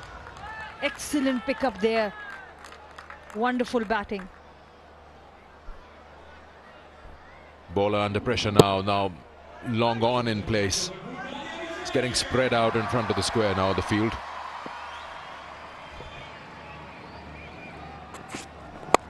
Shuffles across and throws his hands on it. Another boundary. That is pretty ordinary bowling now. Is allowing him the weight. The length is also suiting him, and he's conceded 14 in 3 balls. And this is where you see some intelligent batting. He's using the crease well. He knows where the fielders are. The third has come up, and he uses the crease to come in front of the stumps. Emil Khan, with the same pace, with the same length, goes a bit wider. He really needs to understand how he's going to bowl with different field setting. He has been quite expensive in the last few outings, especially at death. That's not bad. Slower one. That is why there was lack of bounce. He just let that go as a bowler. Deep square has come in. The circle and third has gone back. There's been constant change in the field, but following the boundary, you need to be more proactive. If you get hit to the area where it's okay, you are bowling, that's all right. But you can't have third in and then go outside off with that length. Hit hard, hit straight. Will be cut off. Yeah, that's what you call symptomatic treatment. Wherever the boundary is hit, you place a player. 17 gone, 158 for 4.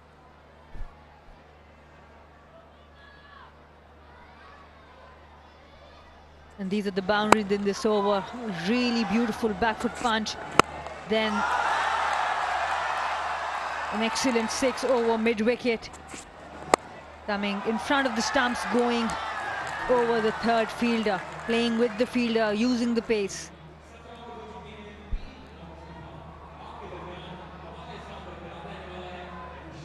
Gwadar Sharks have been on the attack, just in the middle, just lost a few wickets, but they didn't lose any momentum because Luke Benkenstein was there. Only after the 15th over you saw a bit of a dip, but otherwise you see big overs, at least 5, 6 of them in this innings.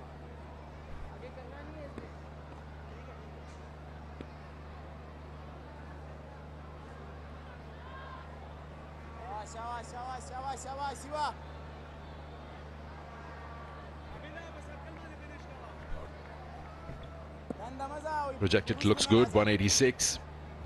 Accelerate a little more, get into the 190s. Or are we going to see a 200?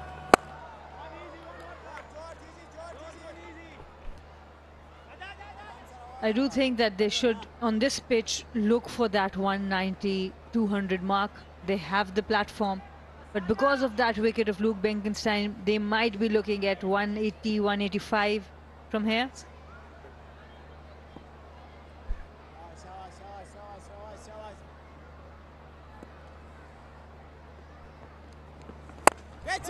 Catch it is the call. You heard that, and it's taken.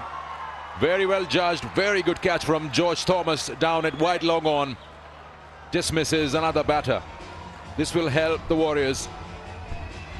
A utility cricketer, Haseeb Khan, he scored 49 in the last game and he has been quite handy with the ball. Very well supported by George Thomas on the boundary. A lot of leg spinners giving tribute to the signature celebration of Shahid Khan Afridi, who's also the mentor of the Warriors. Saad Masood has to walk back for one. Gwadar Sharks 159 for 5.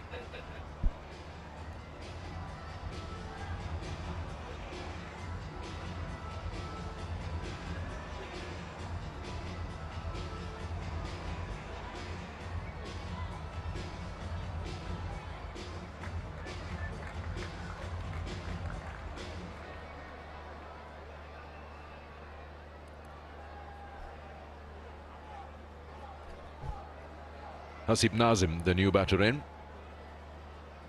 26 not out his best. He's also one of those players who's played all 5 games till now for the Gwadar Sharks. Gwadar Sharks is one team hasn't really made many changes in a particular game. They like to stick around with the 11 that they've chosen.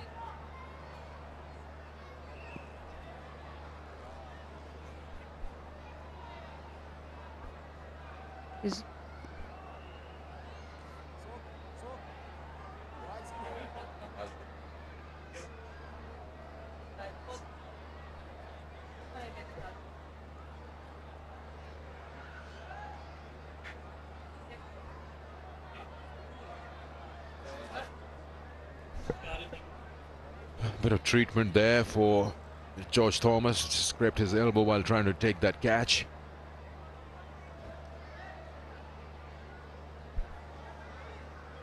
Minas is probably going to lead the attack if they need him till the 20th. Love the number of people coming in to watch these matches here. Of course, it's Sunday, day off, but the matches do start around 6 o'clock, the first ball, so the kids can come in.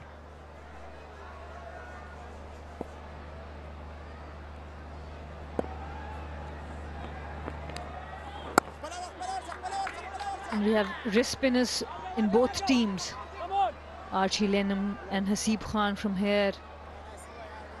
Kamar Momin Kamar and Saad Masood. And leg spin coming into play. Good catch there by George Thomas. Easy take. Saad Masood, he's a handy cricketer. Can contribute a lot with the bat, not this time.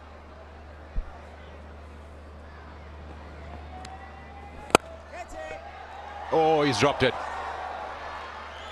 That was at a good height. Don't know how he missed it. Did he lose it in the crowd? It was coming in flat and was coming quick.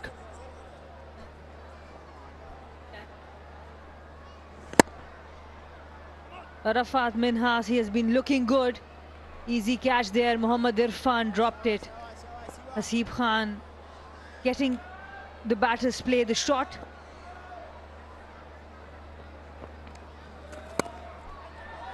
Runs here, he's got the gap. He's found it to perfection. Boundaries are important. They keep adding to the total, taking it to 165 now. This happens so many times. There's a drop catch and a boundary to follow for the bowler. It was a bit short. Haseeb Nazim did really well to put bat on it, pierced that gap really well. Important runs, important 4 runs there.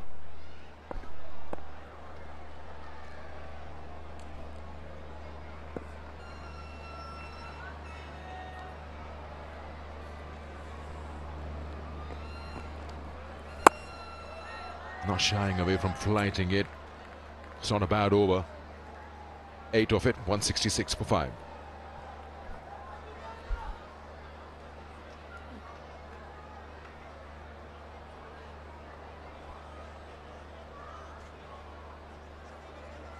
This has been the story of Gwadar Sharks so far. Luke Benkenstein, 74 of 46. What an innings that has been. That was cut short by a run out. Shamil Hussain with 32. Arafat Minhas also looking dangerous, 30 of 25. So 12 balls to go now. They've been scoring well, Gwadar Sharks, at just above 9 runs and over. So in 12 deliveries, if they can add double that, 24, that would be a good score. That's bare minimum. You're talking about 12 and over. Got nothing to lose, 5 wickets in hand. At least find a big over somewhere. Yes, with that they can reach up to that 190 mark, and they would want to reach that mark after the start they got. But that's the worst one. Goes to sweeper cover, just a single. Abdullah in his last over, he has been pretty good with the new ball for Mardan Warriors. Their seam attack has been quite impressive. Emil Khan, I think the problem with him is only the field setting. He doesn't know exactly which field setting, which ball to bowl. Otherwise, he has been good. Abdullah has been good both with the new ball and with the old ball.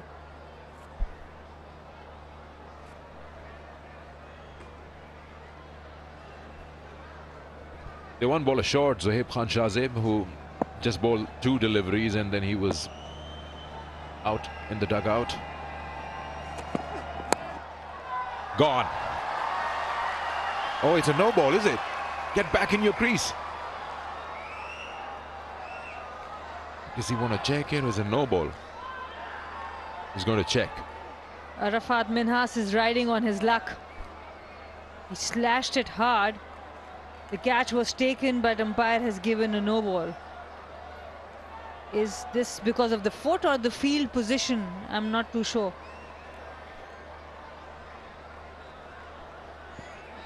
Well, He's taken his decision back. The umpire has taken the decision back, and Arafat Minhas has to walk back. The bowler was all right with the front foot.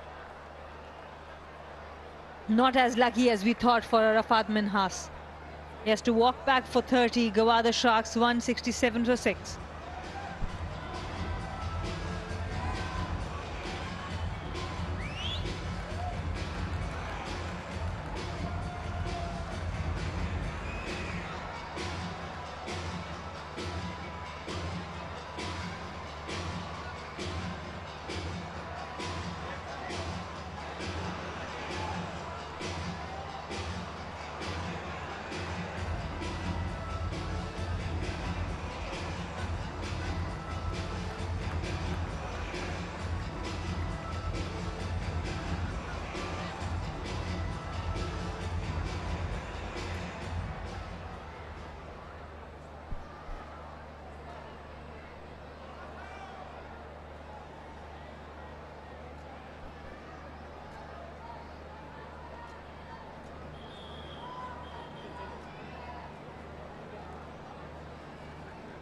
Aftab Ahmed, the new batter in.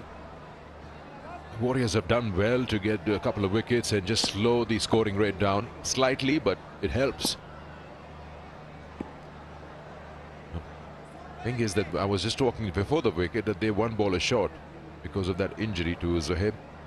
So his over was completed by the captain Abbas Ali, and then the part-timers have to bowl his quota. So who's going to bowl the last over? None for 33, Aimal Khan. He's the only one who's left with that one over. Otherwise, maybe Irfan can come in. I highly doubt he'll use a spinner. For me, there was a surprise omission of Mohammad Nabil from the bowling, in place of whom they have played Zohaib. Mohammad Nabil was quite impressive. They also have Burhan Niaz from Belgium. He's still not been used. Inside edge, that will be 4. It's okay, that's count. Doesn't have to look beautiful. It's about the scoreboard now. Abdullah trying to go for that Yorker. Missed the length. And a big heave from Aftab. Gets an inside edge, gets lucky. The fine fielder was inside the circle. 4 important runs again. Yeah, you're right talking about the options. He's got Burhan Niaz. He's a fast bowler, but he hasn't been used by Abbas Ali. 8 T20s for Belgium. T20 internationals. I wonder why. That's a good ball. And also Mohammad Nabil, I think he has been so impressive. Has taken 5 wickets. And this is the wicket of Arafat Minhas, trying to slash it. Goes directly to third fielder George Thomas. Takes another catch, second catch for him. What could be the reason? And there he is. Burhan Niaz from Belgium. He's a fast bowler and he hasn't been given the ball. The part-timers have been given the opportunity.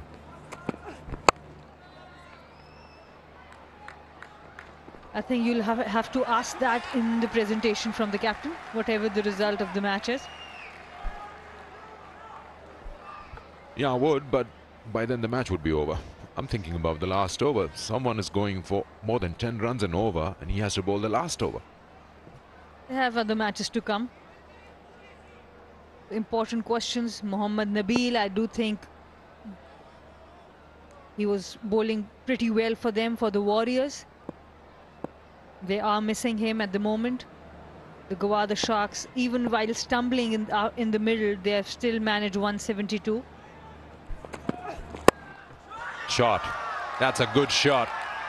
He's launched that over extra cover.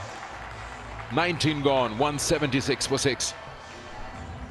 Haseeb Nazim, just look at that shot. For someone who has come at number 7. Up and over. Such a good contact.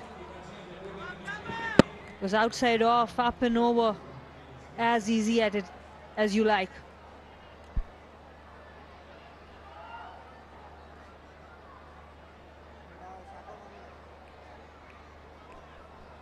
As you're bowling. So that's what I was talking about. Bowler number 2. 3 overs, none for 33. He's probably the one who just been the expensive, and then of course they've got Abdullah, who's got 1 for 35 and is done with this quota. And they are going to go with a spinner. The last over of the innings, Mohammad Irfan, he has given 28 for 3. Not many times that we have seen a spinner bowling the last over in Pakistan Junior League. Mohammad Irfan will be given that responsibility from the Warriors.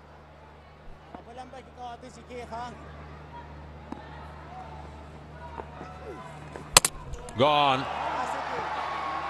Just skids through. And the key was the length. It was so short and it didn't bounce. Aftab Ahmed had played the shot much before. Just look at that length. It's really short, but directed right at the stumps. Very flat. He was not expecting that length. Aftab Ahmed goes for 5. Gwadar Sharks 176 for 7.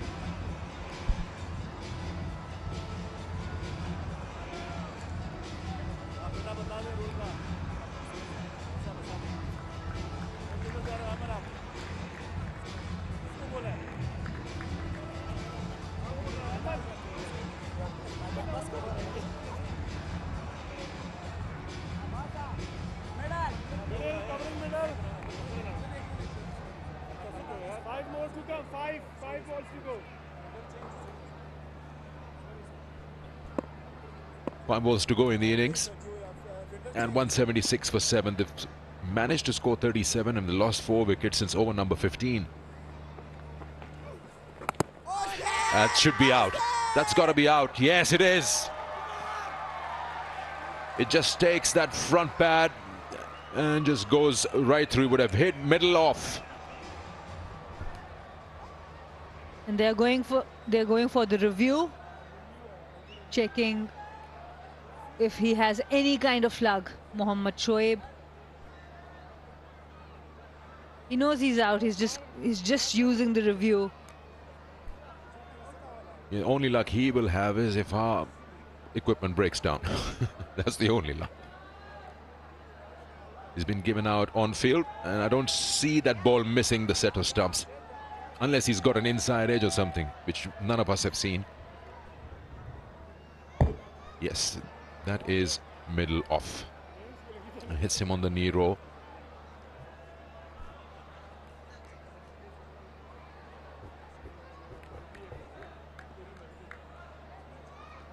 Now we see the impact. Definitely the impact was right in front of the stumps. No bat involved. Right in front of the stumps. Good decision from the umpire, on-field umpire.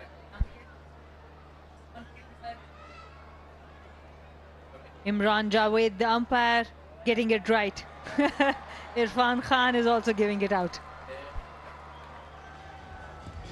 Mohammad Shoaib goes on the very first delivery he faces. Gwadar Sharks 176 for 8.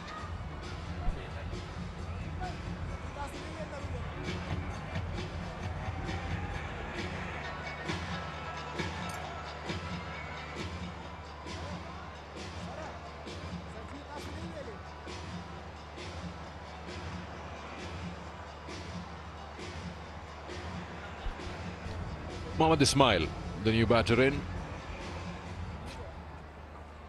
Sharks have lost 4 wickets for 17 runs. And 4 more deliveries to go. Not a bad choice bringing in Mohammad Irfan to bowl the last over. He's bowled 2 deliveries and both of them have been wickets.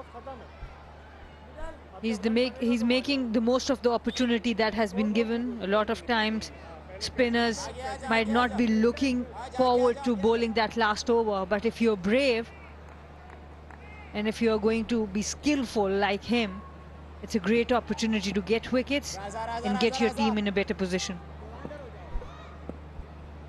Hat-trick ball. We've only had 1 hat-trick up till now in the PJL. And he plays that well. Comes down the wicket. Knows we've got last 4 balls left. It's not a bad shot for number 9.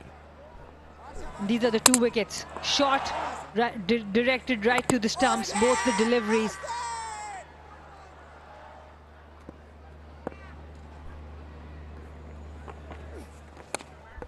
Almost had a 3rd wicket in the over. Inside edge, short fine in action.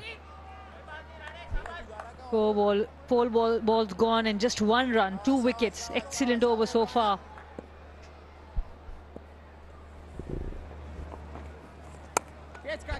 And gone. 3 wickets in the over. What an over is this? 1 run and 3 wickets. Suddenly the Sharks have run out of gas.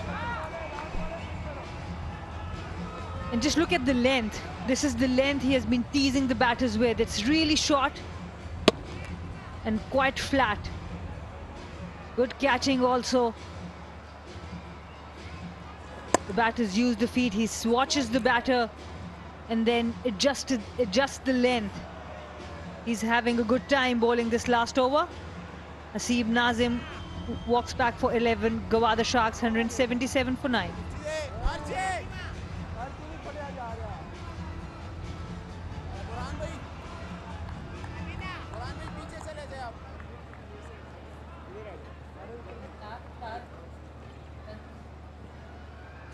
Extra में 1 more 2 ball. 1 ball बाकी 1 2 3 करना है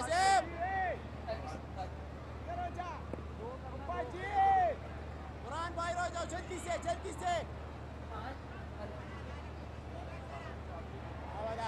5 wickets for 18 runs. That's what Warriors have taken and the Sharks lost. Last ball is a dot ball. And this over will be remembered. They have taken the momentum away from the Gwadar Sharks. Just 1 run and 3 wickets in that last over. Momin thought that it would be a wide ball, but it isn't. So they've lost 6 wickets for 37 in the last 5 overs.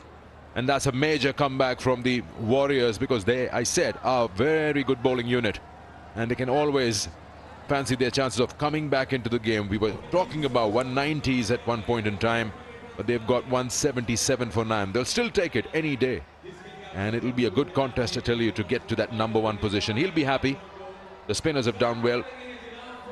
And so will be the Sharks. It's pretty much balanced, but I tell you, the momentum has gone to Warriors. Absolutely. I think Warriors will be really happy after the kind of start the Sharks got. Luke Benkenstein, Shamil Hussain, the captain, they both set up the team for a big total. 74 of 46, absolutely brilliant innings, cut short by a run out. Shamil Hussain, 34. Arafat Minhas with 30 and nothing after that. 61 the power play, and then they finished at 177.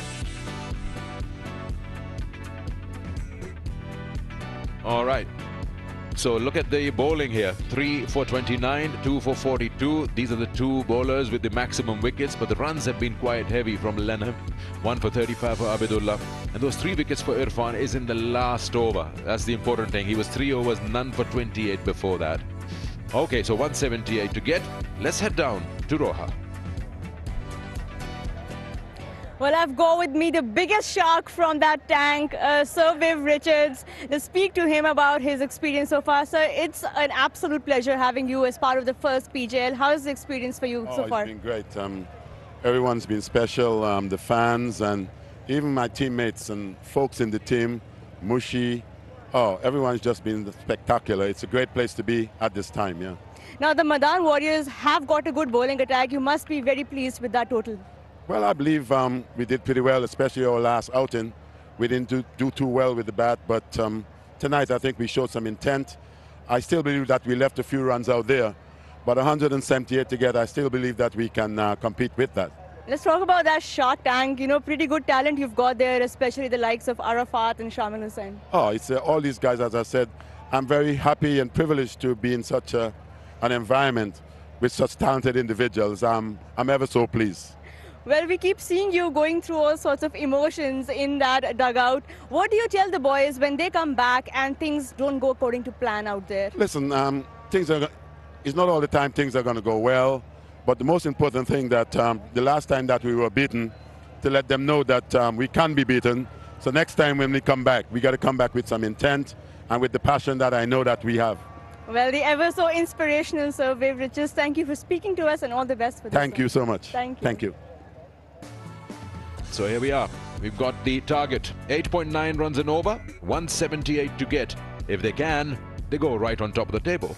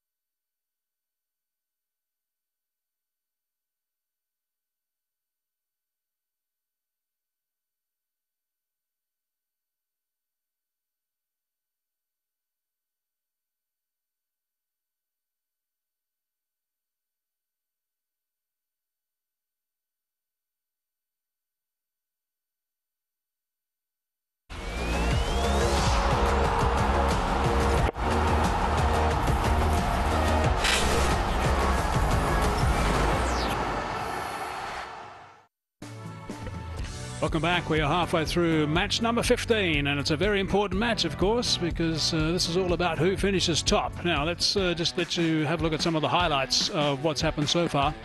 Benkenstein played very nicely at the top, along with Hussain. It was sprinkled with some boundaries, particularly from Benkenstein. 1 or 2 over the top from Hussain as well. It was an opening stand that was really important to get the Sharks going after they were invited to bat. Most teams want to chase, and that's exactly what happened with the toss. And the opening stand was a powerful 83 in pretty good time too. That was a beautiful shot, by the way, from Hussain down the ground. So it was really good work from these two guys. And they were quite happy just to wait a little bit and just, they were getting enough balls to put away. They didn't have to do anything extravagant. It was 6 runs to Benkenstein. Smearing that on the onside to pick up another boundary. So it's a good high percentage of boundaries until Hussain holed out off the leggy Lenham for 32. Very soon afterwards, another wicket. Zulkifil. Correction, Ibrahim went for naught, 2 for 83 when he went. Zulkifil arrived at the crease to join Benkenstein as well. And things were going pretty well until that happened. When he was run out, going back for the second. Good throw right over the top of the stumps. 112 for 3 when he went. But it was Benkenstein in particular who was continuing. Masood had arrived as well. And the runs just kept going at this stage until Benkenstein was also dragged a long way down, and he was another run out, but a well-played 74. Yeah, played really well. I was really impressed with Luke Benkenstein. It was Arafat Minas who came in and tried to accelerate. He was a good player. And like we've seen throughout this tournament, loss of wickets, loss of momentum. Good catch there from George Thomas. Given a no ball on field, that, and though it was looked at by the third umpire. Back-to-back wickets in this final over. And all of a sudden, a target which should have probably been 190, the 3 wickets in the last over. Eventually they got to 177 for 9. I agree with you, should have been 190, definitely. At one stage I thought they were looking at perhaps even notching up that 200 mark, which would have been well past their previous best. That's the equation. Mardan Warriors need 178, so they need to go at just a shade under the 9 runs per over. On a track which is a pretty good one. We'll take a break and we'll be back shortly with the chase.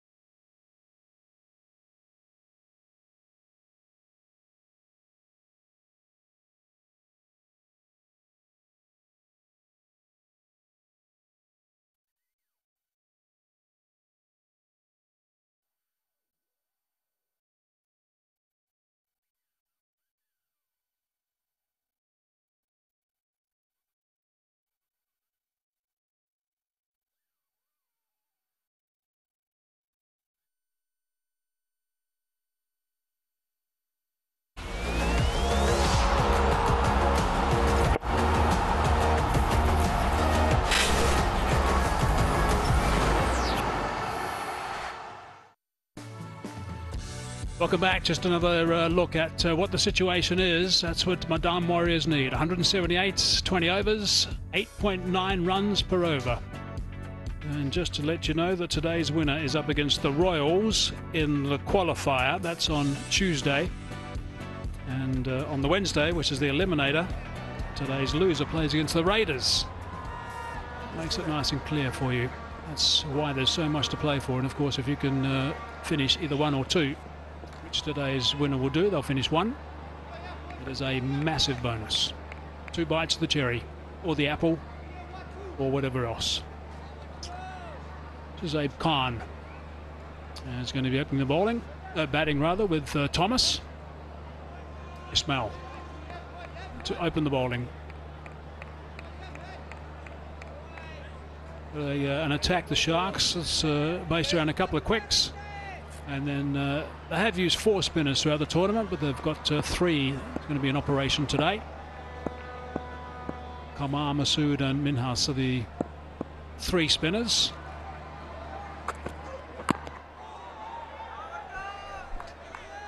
Nice start. A wide slip in place as well. Hasn't got too many wickets, Mohammed Ismail, but what I've liked about him is he's set a tone. He's run in every time I've seen him bowl. He's hit back of a length. He's got a little bit of swing as well. And we know what Thomas will want to do. He'll want to get off, and he'll want a boundary early on in his innings. That's where he starts.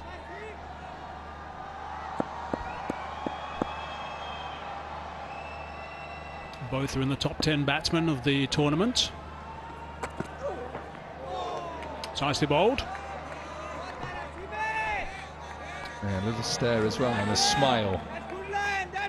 Smile probably for the way he pulled out of this.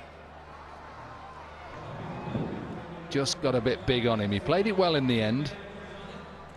He wanted to just play at it and then pulled his bat away. And straight away, there's lots of encouragement for the bowlers. The Sharks are circling after each delivery, getting close towards the batsman, just making him feel a little bit unwelcome. The encouragement is at their own bowler. There's a wide slip, a solitary slip in position. Brings the 3rd man into play, and they open their accounts. The Warriors. I like that shot as well, that he just used the pace and just let it work down to 3rd as well. Lovely scenes. Gaddafi Stadium, Lahore. Remember, if you're in the area, come down. It's free of charge. Come and see the next generation of Pakistani players who will, I'm sure at least one of these players will go on and represent the full side. I'm that positive about it. I've seen enough talent there that you are now watching the next generation. Yeah, there's certainly been some shining lights, that's for sure. They've had 2 50-plus opening stands in 4 games too, of the Warriors. They want to ensure that they continue that vein of form. That's sliding a bit leg side. No, the umpire stood still and just raised that finger. You could sense he was having a good long look at that. Yeah, I think you're spot on. It just didn't look right, did it? Given out on field, so the 3rd umpire will have to have conclusive evidence that it isn't going to go and hit the stumps. That's fine, we run that on. Look at the angle that he creates from going around the wicket. Yes, Shahzaib goes across, a little bit similar to Sharmail Hussain goes across. Where does it hit him? Hits him knee sliding. I look at that and I look at the angle. I reckon that's just sliding. He's hit him on the outside of the pad. And this angle will show you. When we put this angle in here, what do you think at home? What do you think at home? What do you think, Mike Hazeman? Well, I think it's going to flick the bottom of that thigh pad, which is in essence missing the leg stump. So this is going to be an interesting call for the umpire. The angle from delivery. He was getting some movement back across the batsman. Was it going too far? And that's what the umpire's thinking about. Up it goes. Finger has been raised.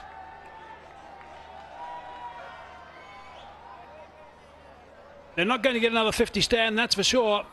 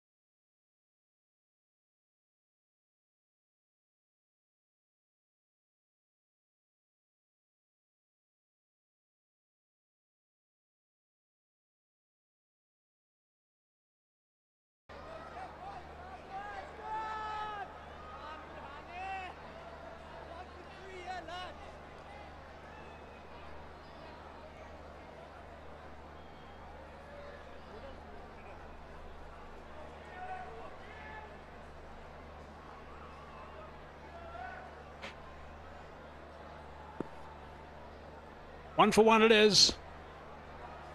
Nyers now facing the music. Thought that was directed, I think, towards him and short.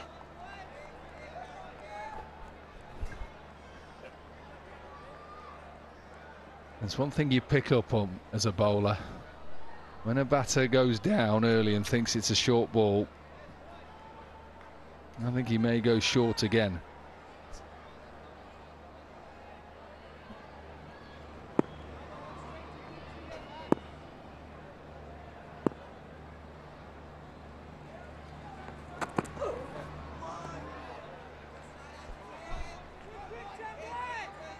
End of a good over. Mardan Warriors 1 for 1.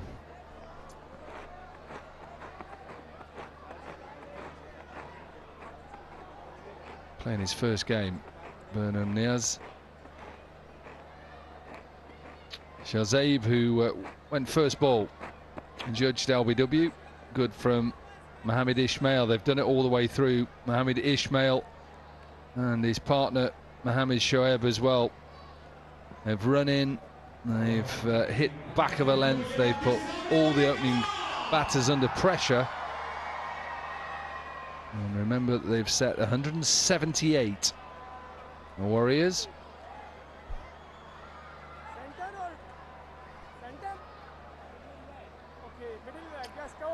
Thomas now just checking his guard.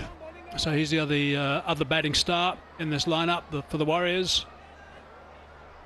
Another one's just been dismissed. Shahzaib. Shoaib now. Mohammed Shoaib.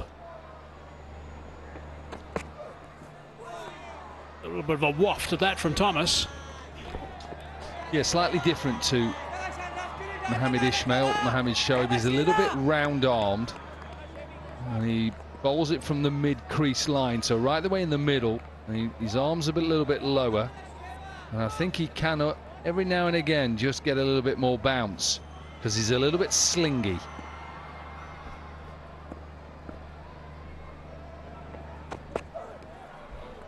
He's going to have to bowl that one again. One of the things, of course, the Warriors are going to have to be having an eye on is that run rate. When you're chasing a big total, which they are, 177 for 9, it could have been worse, but it's not. They need to get off to a brisk start, a briskish start. Doesn't have to be a crazy start. They need to make sure that they generally work it around about 7.5, I guess, per over initially. Oh, we don't need to waft at those. That's got a shape again and past the outside edge. Yeah, George Thomas, like you say, it's neither here or there, that shot. It's not trying to hit it on top of the bounce, and it's not a cut. It's just like, well, we'll have a little bit waft of the bat, try and get it through. You've got to be careful when somebody's just trying to bowl that fourth stump line and swing it away.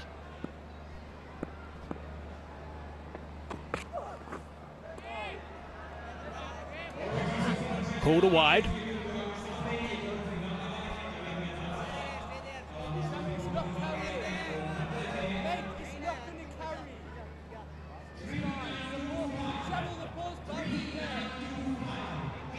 Yeah, he's just getting a little bit of information, the captain, that he doesn't think from the slip and the keeper that the ball's going to carry. I think it's Luke Benkenstein who is at first or second slip. He's shouting to the captain, Shamal Hussain, saying, I don't think it's going to carry.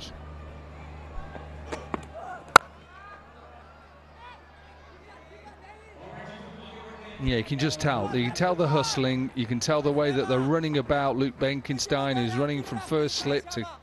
They seem really busy. They realise, as you said, they have an opportunity here to go top of the table and have 2 chances to get to that final.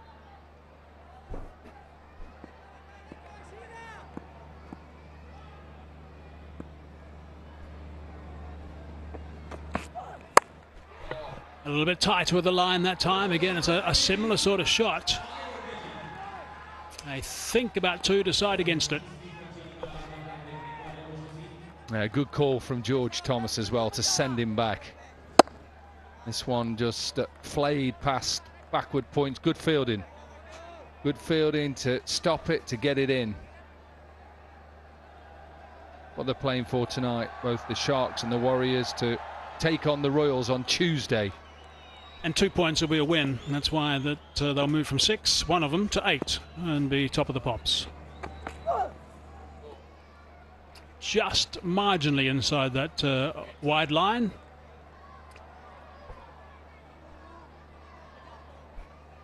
Zic Motor Oil. Unveil the reel, peel the label to win via a lucky draw. Every week prizes worth millions are on offer.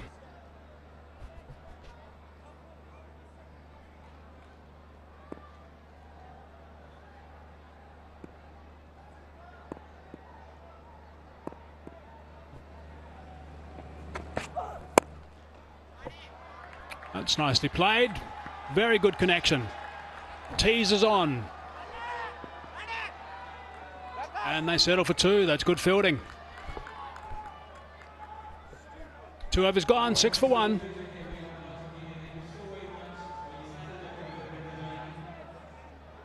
Off and running in his first game then. Berhan Niaz from Belgium.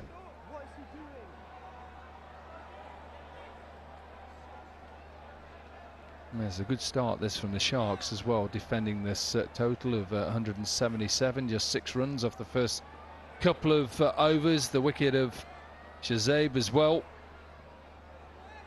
And that game on Tuesday, we'll see Team 1, whoever that will be, it'll either be the Sharks or the Warriors tonight, take on the Royals.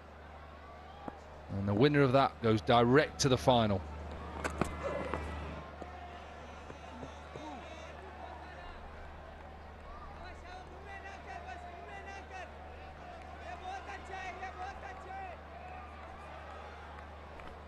That run rate required at the start of this innings was 8.9. It's already getting close to 9.7. All it takes is a couple of economical overs right at the top and somewhere around about the middle to make it a really tough challenge.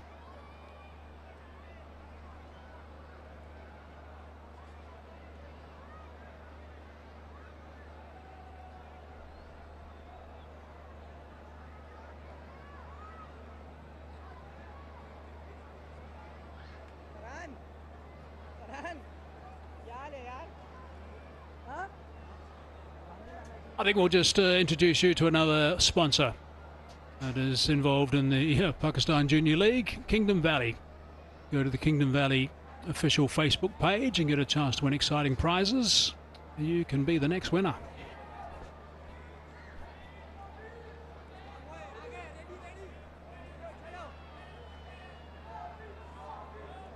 Yeah, you can just see Luke Benkenstein talking to the captain, saying, look, this ball isn't going to carry. Do we need a slip? I think he's been saying it now for a couple of overs. And he's probably spot on, because the ball just seems to be dying in the surface. Yeah, and he's not winning though. Captain says no, get back there, Benke. Get back in that slips cord and you just catch whatever comes your way.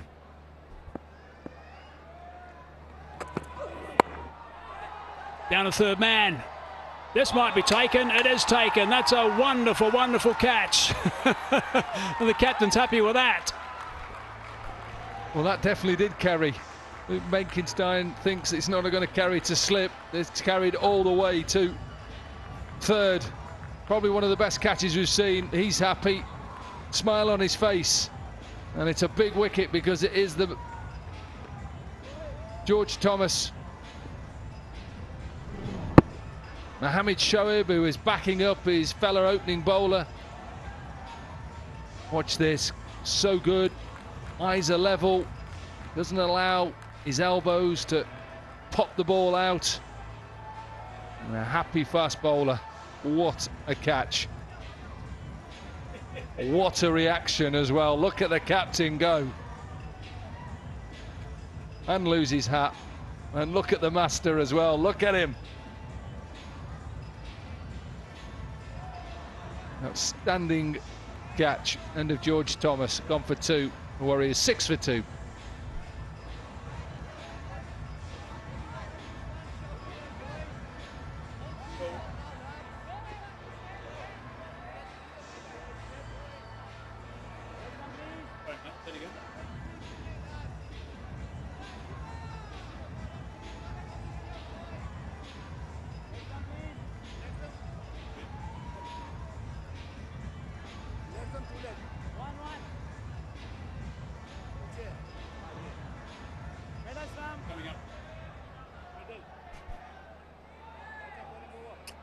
Six on the board and they've lost 2 wickets.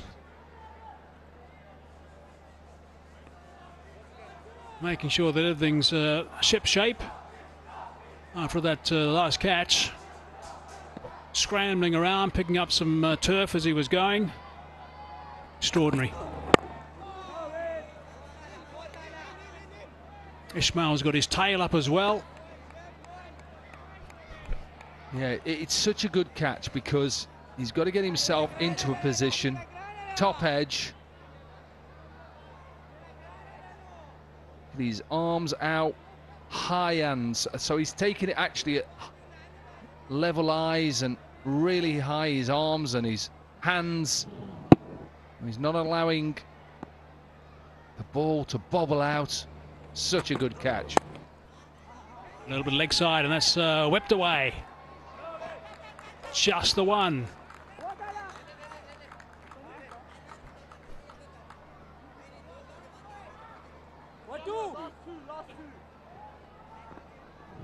Just have a look at this again. We've seen some drop catches and some misfields. No wonder this got Viv off his seat.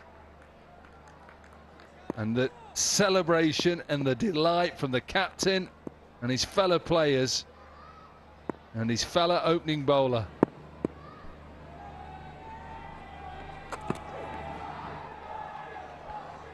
Yeah, that's a wide. A little bit of swing. Benkenstein has got now his wish, no slip.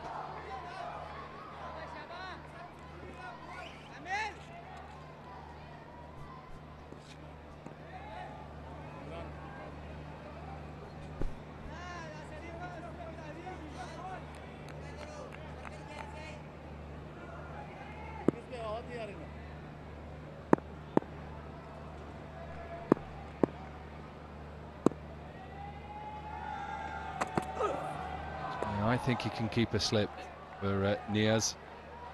I think he's wafting his bat. All need one of these. Decode is the official smartphone partner of the PJL 2022. Visit Decode social media pages and get to win some fabulous prizes. What figures he's got at the moment, Mohammad Ismail, coming towards the end of his second over. 2 for 3 he has at the moment. Oh, that's nicely bowled. 2 overs gone, 2 for 4 he's picked up now. 3 overs gone overall, 9 for 2 it is.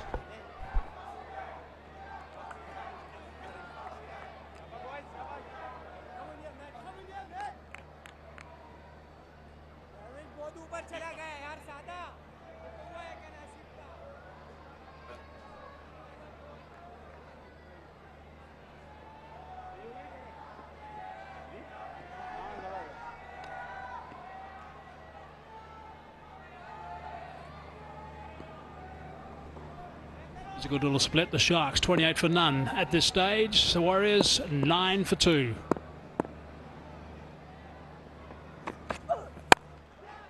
Sliced away just in front of square, and that's screamed for a boundary. They need that. Slightly over pitch. And that's what this was. A little bit of a half volley. You can tell early on that Niaz likes the ball up, wants to slice it away. Look at his grip. Look how his bottom hand and the blade is open, and he wants to slice it away. Got to get themselves a partnership, but it's also got to be a fairly brisk partnership because they need to go at almost 10 runs and over.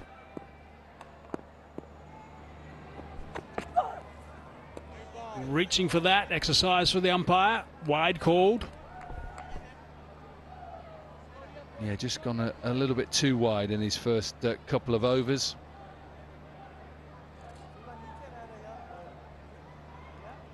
Just got to use that front arm a little bit more. Don't allow that front arm just to fall away, drive it through.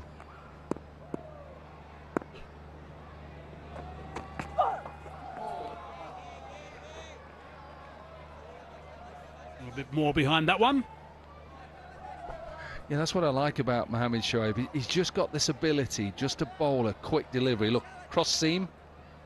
Maybe that's why it's flown through. He can use that left arm a little bit better. Can drive it through. And when I say drive it through, his left elbow has to hit his left hip and then drive through.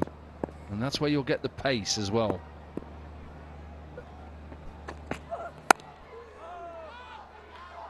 The Sharks almost got their highest score today. They were just 4 runs behind the highest score that they have tracked down. The Warriors' highest score is 147 for 5. And that was in a chasing cause.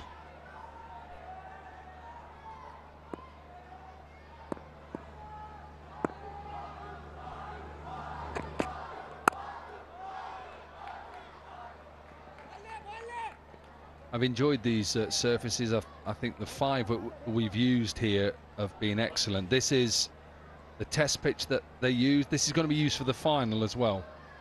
So this is going to be used this Friday coming, whoever makes it. And we've used 5 different surfaces. They've only just been relayed, 2 months old, these surfaces. And they play so well. In England, you relay a surface, it probably takes a year for it to settle.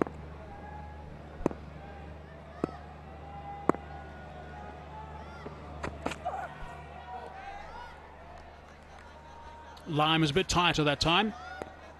It's been a very good over so far. First went for 4. There was a wide, yes, straight after that, but there's been 4 dot balls. So it's been a good comeback. There's the next 3 batsmen. Abbas, Lenham and Nazar.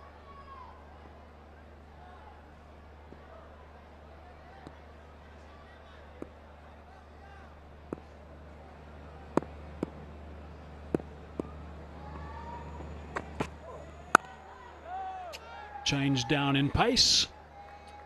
And a good ball to finish the over. 5 only, 14 for 2. 4 gone. Yeah, you just look at that, and that's impressive from Mohamed Shoaib with his dot balls and his percentage of dot balls. Zishan has been excellent for the Royals. Wickets as well. His teammate as well, Mohamed Ismail, is down there with 60. Absolutely brilliant from some of these seam bowlers. A bowler with a bit of pace and a bit of swing. And throw in the spinners as well.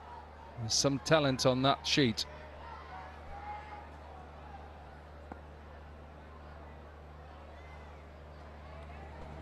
Ismail again. Finds the edge. Very quickly down a 3rd man though.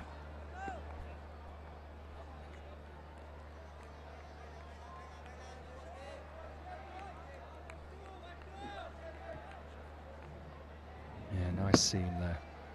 Just opens him up. A little bit more of a side-on action, I like it. His arm's a little bit higher, and I think that's why he gets a little bit more late swing.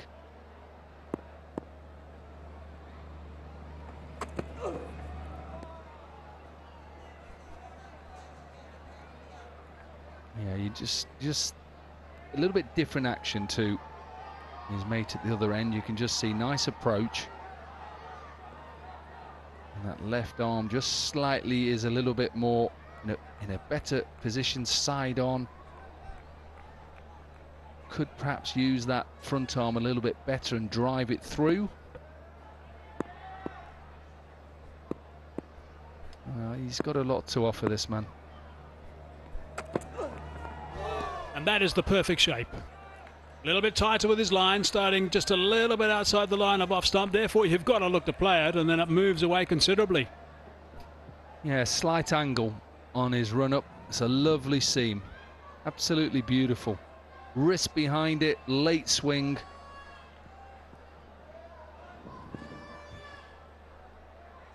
Just love watching these two bowlers as a pair.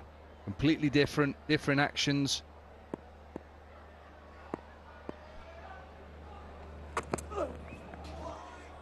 And another one, almost an action replay. May have to think about getting Luke Benkenstein back in there. Yeah, what do you think now, Luke? Still happy to be out? If I was the bowler, I'd be getting in him and saying, right, get close. If it comes to you quick, that's fine. Just get as close as you can.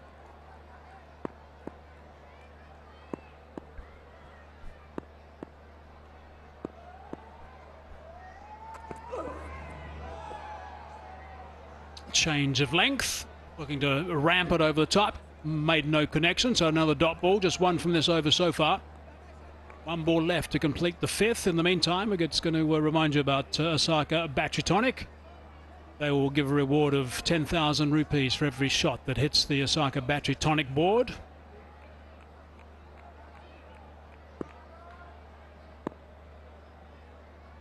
Yeah, it's at fine leg at the moment. It's at long off from the other end. What an over. Just one run from it. 5 overs done, 15 for 2.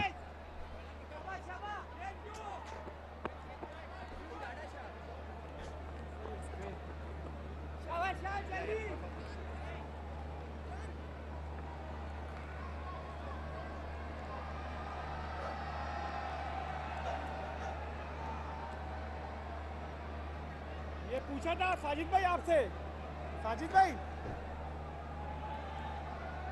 Hello hello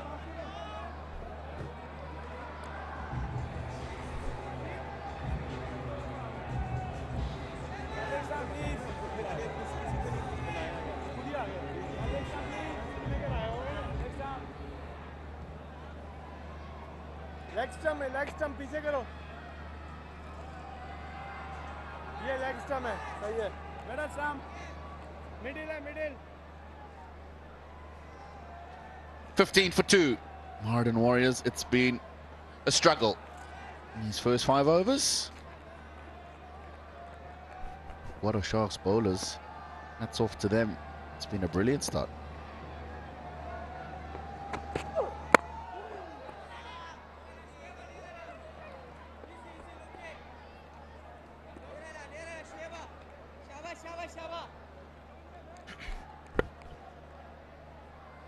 It's exactly the kind of start that probably Warriors didn't want. Well, not probably, actually, they just wouldn't want. No team would want that. Going at 2.9 runs and over.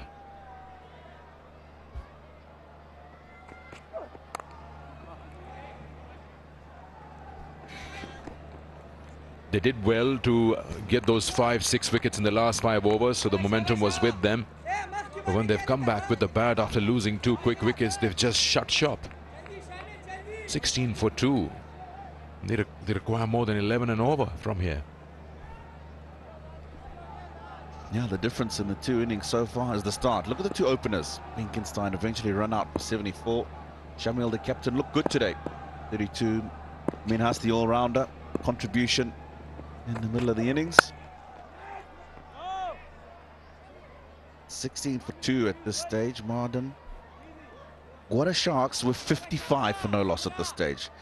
So that just shows you the difference between the start the two teams had to the innings. Yeah, he played much better today.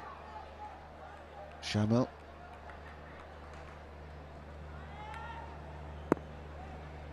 Yeah, they did get all those wickets. The problem was the top order had already done the damage.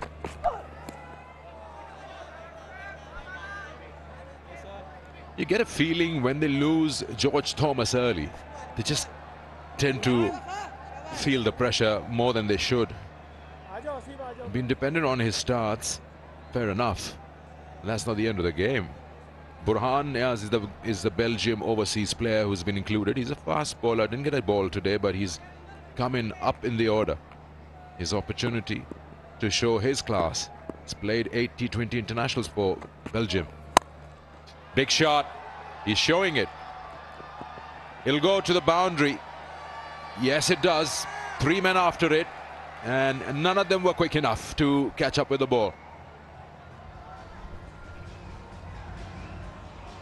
A bit of width. He definitely took advantage of that. Gave him the opportunity to free the arms. Well played and much needed boundary for the Mardan Warriors.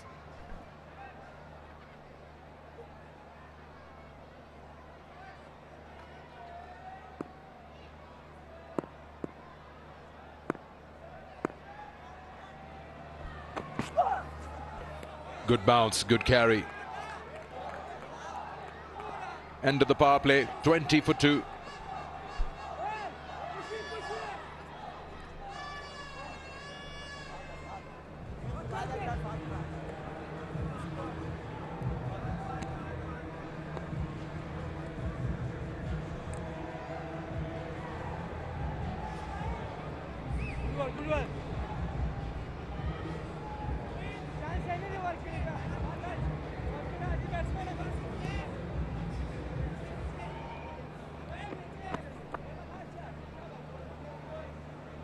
Oh, there you are, the man we all know, and he's been inducted in the PCB Hall of Fame. Yunus Khan is Pakistan's most successful test batter, and he's the third most tests for Pakistan, 118 of them. He's amassed most runs for Pakistan, 10,099. Captain who lifted the T20 World Cup trophy back in 2009 at Lord's. Look at those numbers.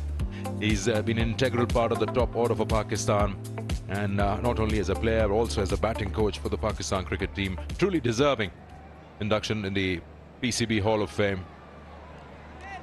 That was a signal for the end of the power play.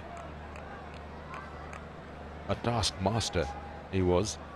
He still is, by the way. Super fit. That's going down. Yunus Khan. You saw all those international hundreds in there. 41 of them.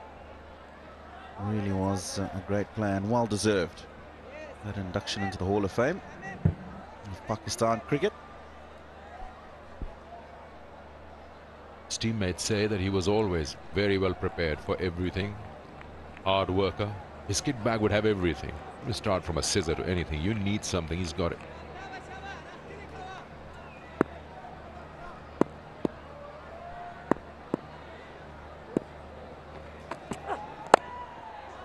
Slightly uppish, but safe. I had the pleasure of playing against Yunus Khan. I don't know if I can say pleasure because he batted so long every single time we played against him.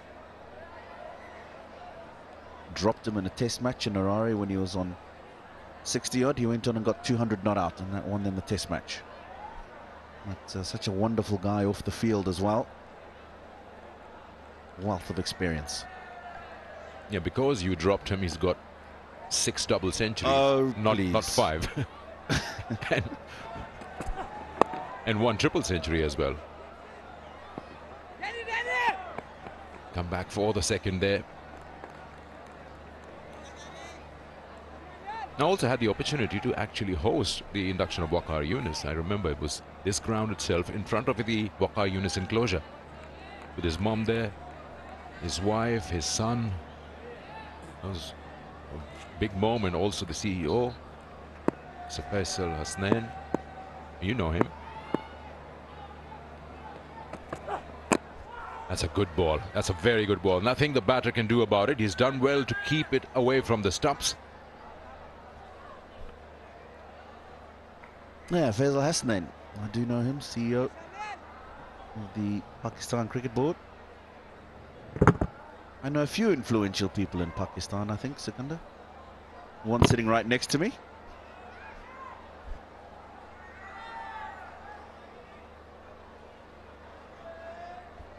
You know a lot of people here. You even know the head groundsman.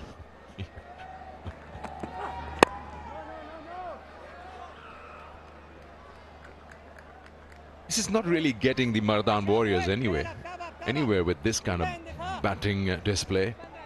It's not an unplayable pitch or anything like that. The intent has just completely died. Yeah, this approach tells me that they've probably just settled for second best today. If the game ends as is, the Sharks will go to the top of the table. Bit of intent shown there, misfield by the man at backward point. 7 overs gone, 25 for 2.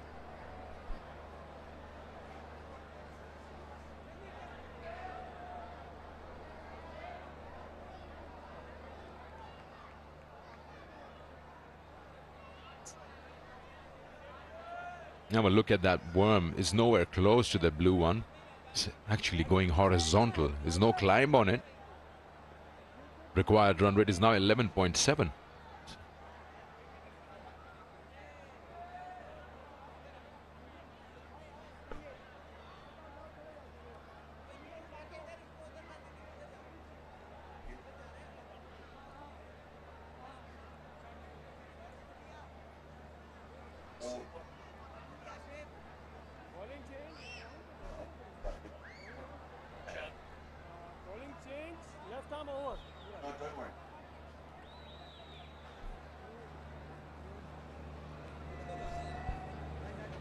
Spin in action now with a slip in position. They need 153 or 78. That's a big ask to be scoring 11.77 runs over a span of 13 overs. That's a big ask. Momin Kama, 2 for 21 is best, and he's coming over the wicket. There's going to be a couple here. It's a good stop. Oh, it's gone. Benkenstein just raises his hand with apology. He's messed that up down a deep square leg. He's covered a lot of ground to get to it, and then I don't know what happened.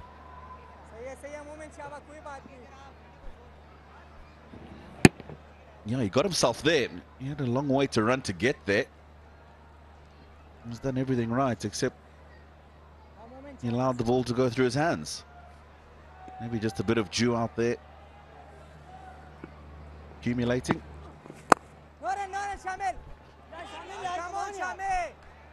Sikandar, you mentioned something about the Warriors batting lineup, and the fact that when they see the end of the opening batsman George Thomas, they just seem to just falter away and feel as if they can't do anything substantial with the bat. I've seen that happen a couple of times, but I also just want to talk on him, George Thomas. Just the fact that I think he needs to realize how important a role he plays in this team, and that when he does well, the team does well. I know he's a big hitter, I know he strikes some big balls, but sometimes just curb that natural instinct so that you bat for a bit longer and get the team into a good position. Because every time he's got out, you're right, early Mardan Warriors have struggled.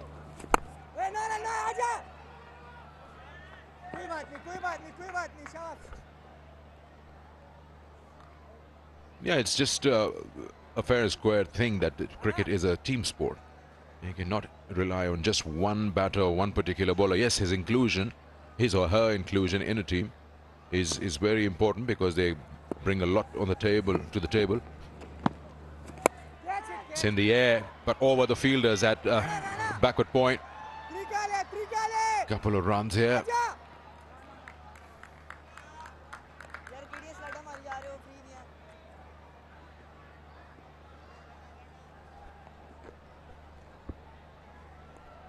He sliced that over the circle limit. That's 30 yards. And then he's done well to catch up onto it because the ball just races away. No, he certainly is one who's not afraid to swing that willow. Easy one, easy. Aram. Aram se. 8 overs gone. It's 35 for 2.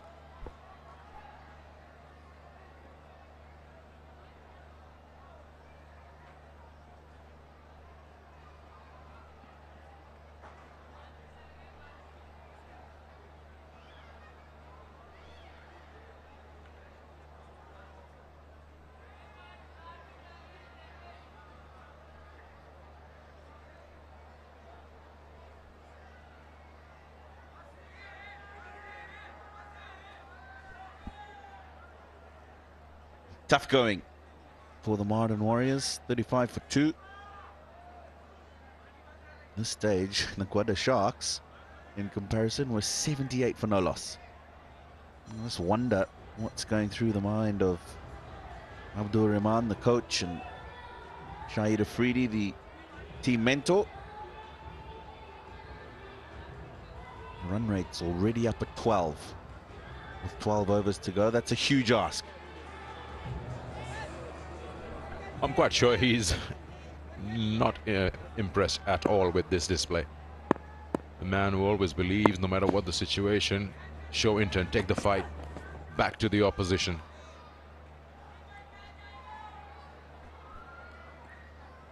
Well, let's talk about if they don't win, what can you win? Visit Inverex Solar Energy social media pages and get a chance to win exciting prizes. That's for you all watching us on telly. I'm liking his approach. Yes, he's got 17 and 27 balls, but he's not worried and not afraid to swing that willow when the ball is in an area he feels that he can capitalize.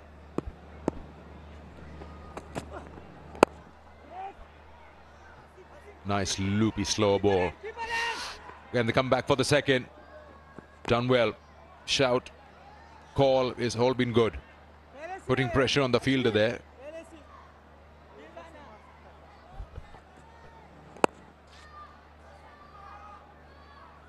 This is good running. Very good running. Hasib making sure he's checking whether the ball is in the fielder's hands before he decides to come back.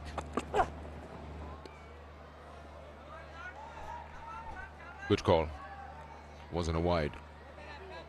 He's ducked. So not for the height. Height doesn't count. And was angled into him.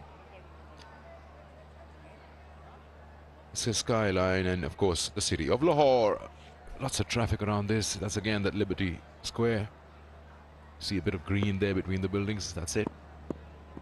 Right behind that, somewhere far away, is the MM Alam Road. You can find the best restaurants there.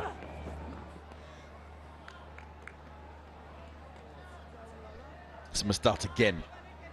A couple of balls outside the O-stump that he hasn't put back to ball. Niels.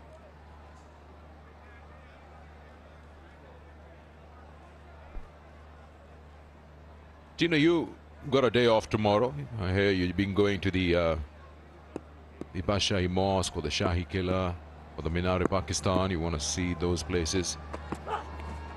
The 12 doors that enter into Lahore called the Baradari.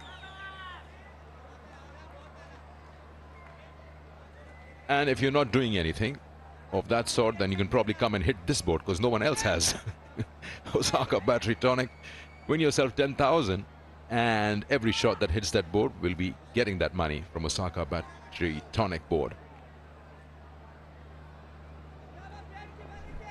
Yeah, Sikandar, day off tomorrow. A very welcome one. Been a pretty tough schedule. I'm looking forward to go around and see what I can see around the city. Always make it a point to do that wherever I travel. And then the dot ball brings us to the end of the 9th over. It's a good one, just 2 from it, 37 for 2.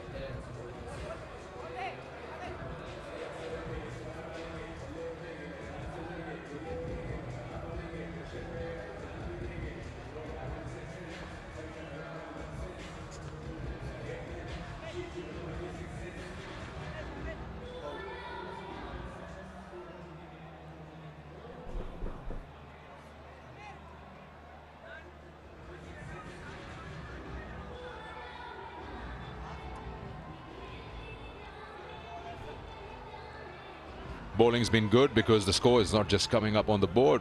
2 for 5, Ismail. He's bowled 3 overs and the captain holds him on for a bit.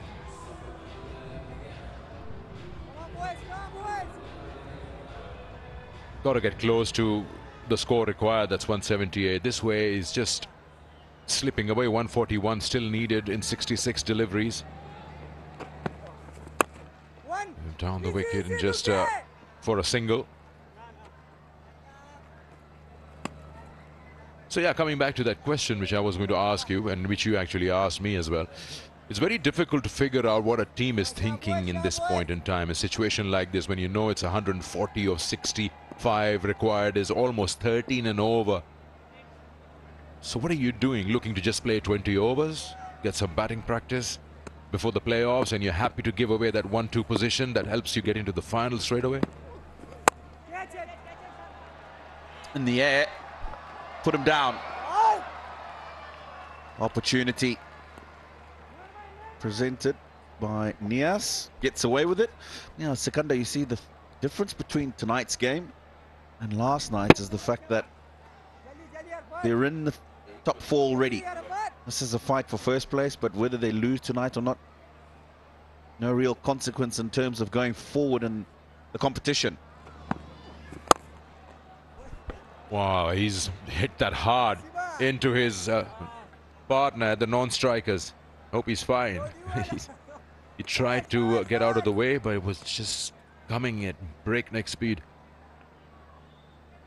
Let's going back to our conversation last night. You could see a sense of urgency when the Raiders came out to bat because they knew they needed to win and win quickly. Oh, that's short. There's a fielder on the boundary. He's not going to get it. It's Luke Benkenstein. But, this clears him quite comfortably. Yeah, that was a half tracker. Had to be hit, had to be put away. And Nazim Niaz, rather, Burhan Niaz is a strong man. And he's put everything behind that. That cleared the boundary by a good 10 meters.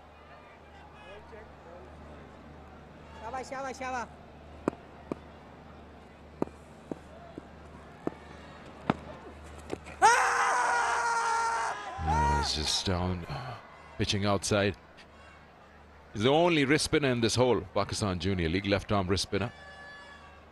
We haven't seen many of those here in Pakistan. There's one Faisal Akram. He's a young boy, but he's not under 19 at the moment. Yeah. That's almost a foot outside, pitching outside leg. Again, same result. In fact, this is even bigger. Probably one of the longest and biggest sixes in the PJL. 10 gone, 52 for 2.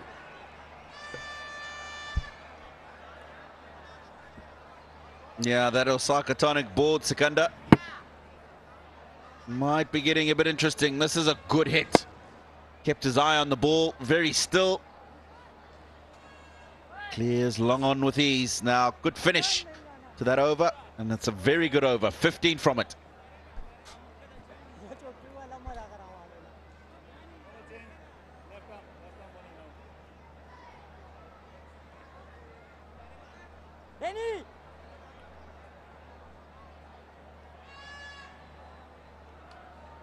Still a long way behind Mardan. Warriors 52 for 2. The Sharks were 98 for 2 at this point.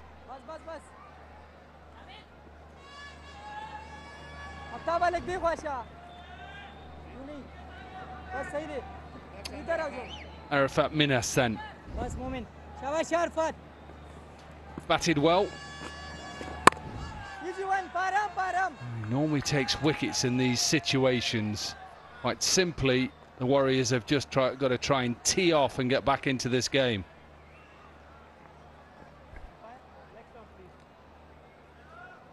Burhan Niaz, he has to press on the accelerator now. He has faced 36 deliveries for just 32.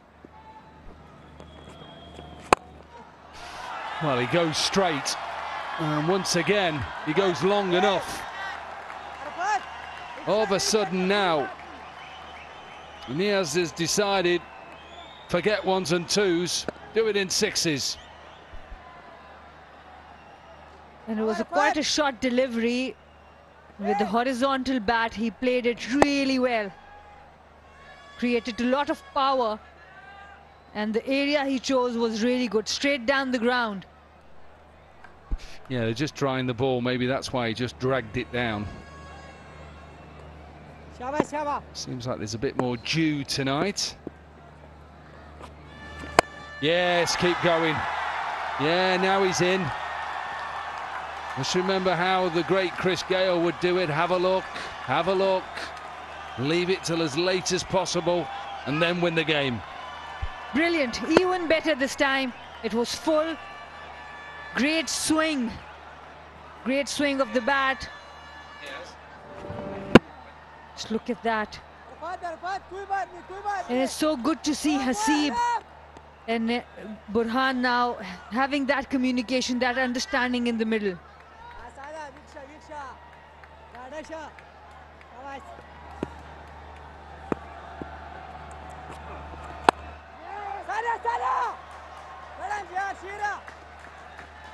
.25 in the last 6 balls now for Niaz. He's on to 45 from 39. He was well behind in the strike rate and runs, and all of a sudden now building a bit of momentum. They still require 12, so in the next 5 overs they've got to try and keep going at least 10s and then see what they can do.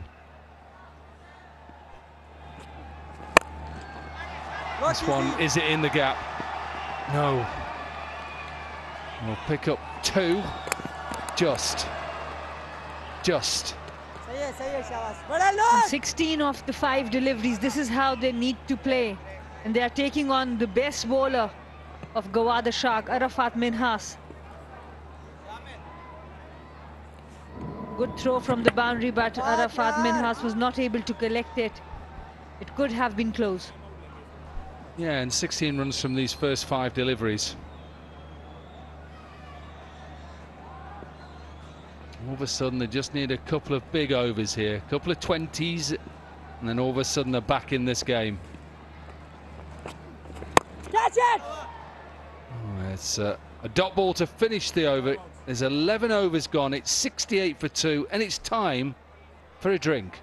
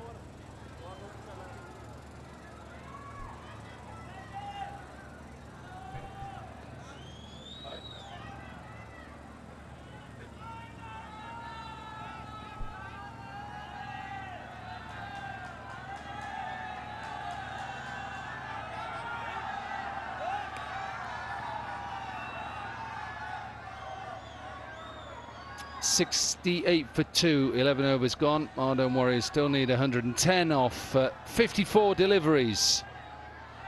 And a couple of legends in Javid Miandad and Viv Richards.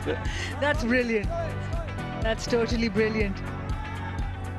They are getting the lucky winner's name out of the box. People are winning bikes as prizes, getaways.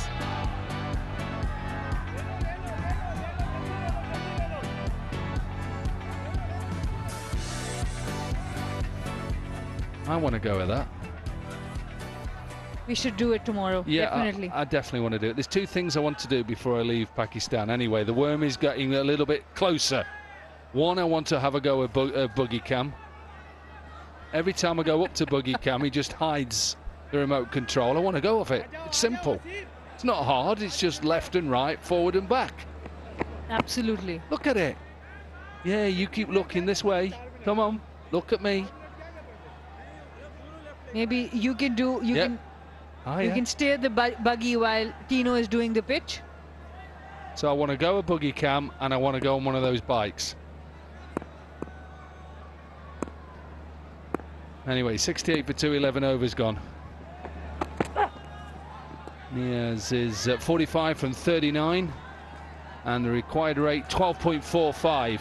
I'd like to see them two on a bike as well. Shahid Afridi and Mushtaq Ahmed. They'll be happy to do it. I think Mushi would be happy to do it. I've seen Mushi doing some fitness. Some sliding in the field, some running.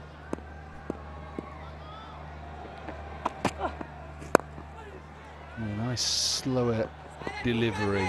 They've got to try and push for 2. Yeah, they'll get it. Another misfield. A couple of good overs there for the Warriors. Both the leg spinners exchanging notes. Them two bowled a couple of good overs, didn't they, in their career? Look at them. 2 leg spinners. Yeah, I used to hit you out the ground, didn't I, Mushy? That's what he's saying.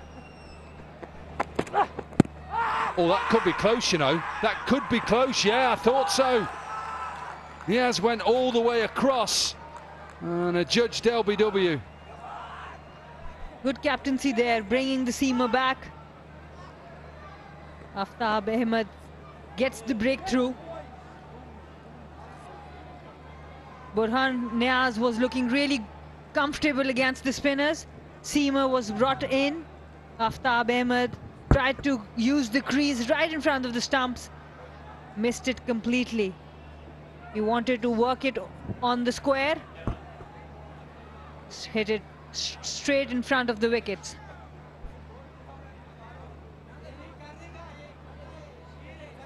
Burhan Niaz gone for 47, Mardan 70 for 3.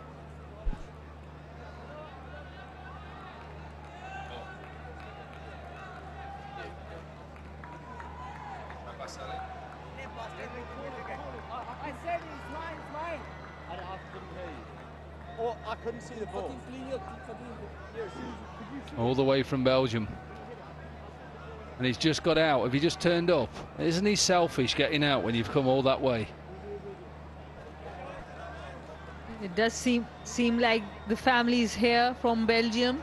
His roots are from Pakistan. His father got settled there. The family is over to support. People from Belgium, people coming over from America, England, West Indies.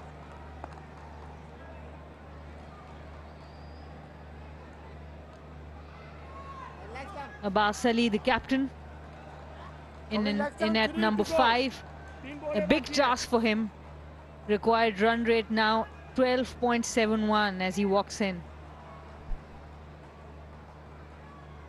Lovely view that, just to have a look through stump cam and watch the bowler running in at you.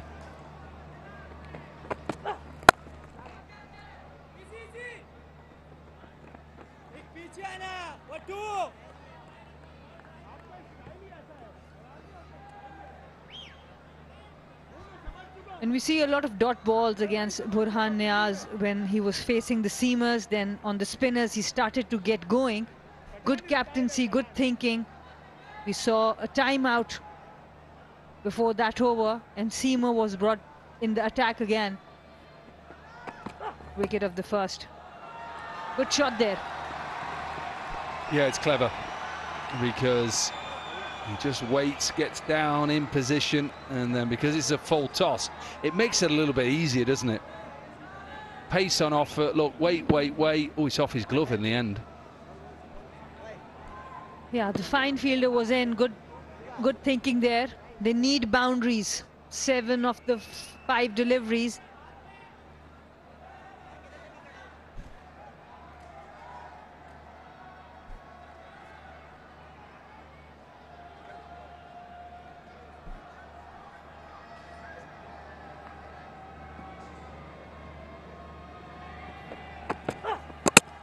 Oh, brilliant.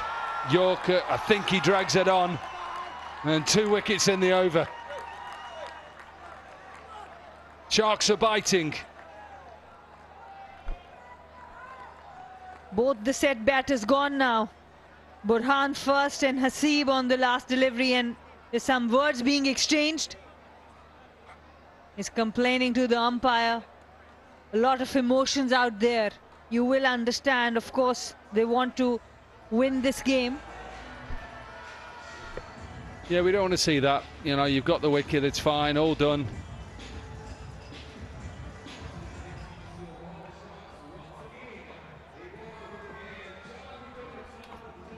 Full delivery, he's just dragged back onto his stumps. But it's the length that does him. Yeah, delight for Aftab. Hasib Khan goes for 20, 75 for 4, and it's the end of the 12th over.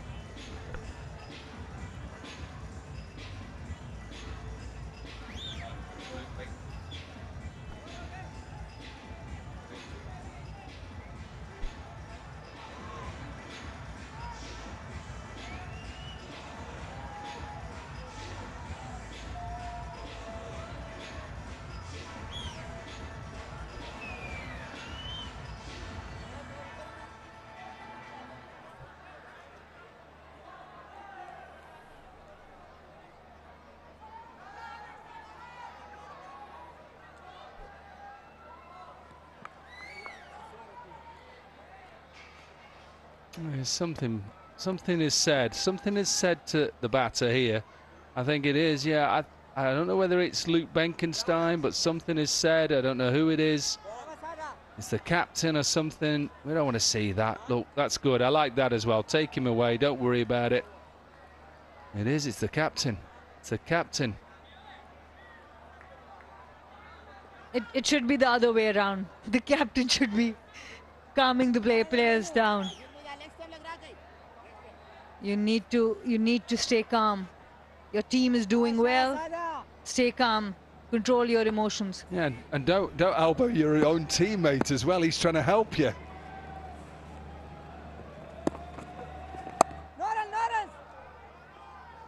Ali Abbas.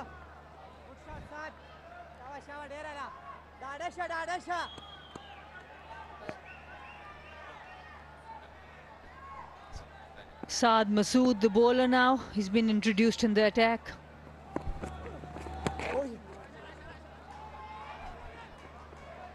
Definitely there's some due. We have seen a couple of half-trackers from the spinners.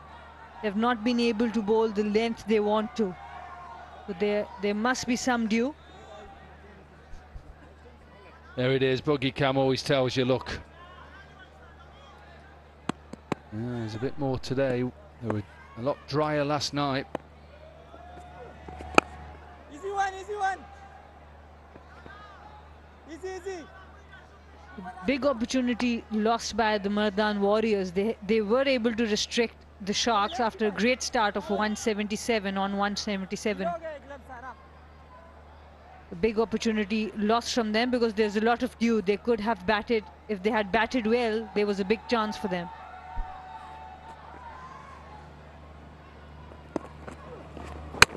Bowled. It's brilliant now from the Sharks. Warriors have no answers at the moment.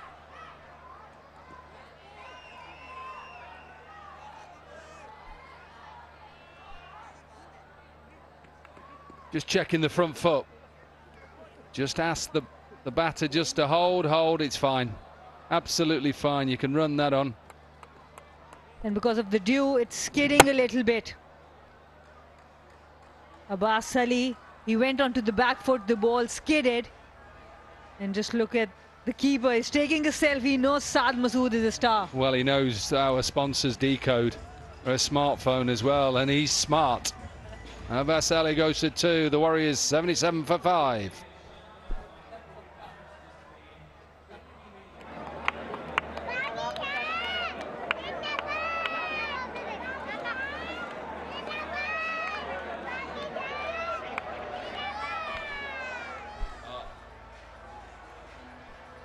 That's one thing you didn't do to either of them two. Went back to him at any stage. Mushy would bowl you a little googly and you'd go back and thanks. You'd be telling your story walking. And same with Afridi. He just bowled with a bit of pace. Right then, Archie Lennon, what have you got? Best of 31. Need a bit more than that at the moment. And one suggestion. On the front foot. Absolutely, when the ball is skidding, you need to stay on the front foot. The moment you go back, you're in trouble. That is the way to play, really. Aim as a little in-swinger. Can't go back. Can't go back. Abbas Ali, the captain of Mardan Warriors, have had a lean tournament so far with the bat. Easy one, easy one. It just slides out, maybe because it's just a little bit damp, the ball. End of the 13th, it's 79 for 5. I think if you look at the two teams, though, Sana, I think the Sharks have played better cricket throughout this tournament. I know they lost their last game. Pushed them down from that top position. I think generally they've been a better side than the Mardan Warriors. They still have had to play well today. Their best power play in 61 without loss. They set 177. They probably should have got a lot more. Absolutely, I think the overall combination of the team is the most balanced as well. 2 really good seamers, 3 wrist spinners, good batting, 3 players from England in their team, and then Sir Vivian as the mentor. Shamil is quite involved as captaincy. Yeah, Mushy is coach as well. I think they've got all bases covered, like you say. I love these two opening bowlers, and Mohammed Ismail and Mohammed Shoaib. They've got something about them. Ismail was so good. Mohammad Ismail. He was brilliant with the new ball, getting those early wickets. What's the conversation? It's quite a deep conversation happening between Mushtaq Ahmed and Shahid Afridi.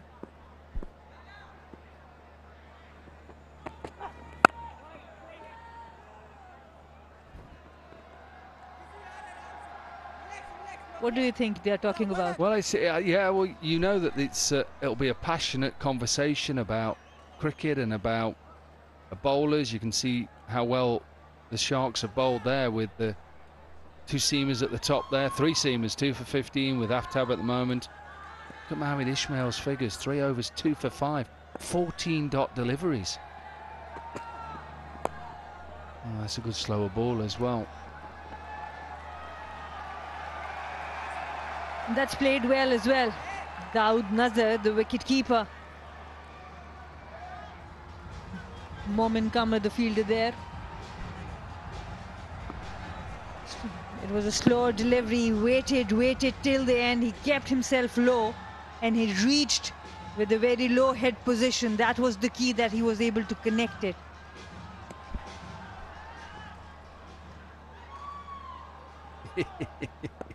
Good dive. There's one thing I will say about the conversation that's happening between Mushtaq and Shahid Afridi. I know how he feels. Powered back down for a boundary. It's a good shot. Half volley. Mid-off is up in the circle and a boundary. And they do bat deep. Mardan Warriors. You see Daud Nazar coming, number 7, Archie Lenham. We saw he was pretty good. A really good straight drive from a number 7. Yeah, I just answered when you said, what are they talking about? Well, I don't think he actually said a lot. I think he just listened to Mushtaq. Not often you see that. No, I think Mushy just, yeah, hang on, he's found somebody else now. I tell you what, whew. Maybe he was talking to that fielder who wanted to have a little kip on the cushioning. It's not very often when you see Shahid Afridi listening so keenly, not speaking. Oh yeah. Oh, he's found someone else now. Good luck, mate. But it's from the other team. Yeah, I think he's probably just talking about what went on in the field, really, and Mushy's probably just calming it down. Look, just calm down. Let's just put it to one side. There's bigger and better things. We'll have a chat with him a bit later. He'll be in the office. Because to be fair, throughout this tournament, everything sides have got on. They've done really well. End of the 14th, 91 for 5.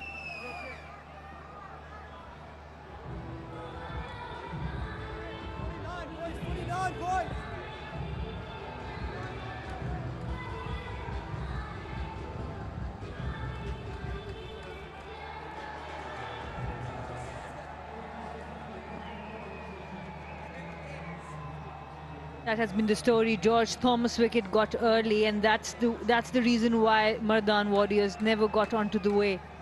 Couple of good innings. Hasib was looking good. Burhan was too slow in this chase. So 91 for 5, and now it's up to Daud Nazar and Archie Lenham.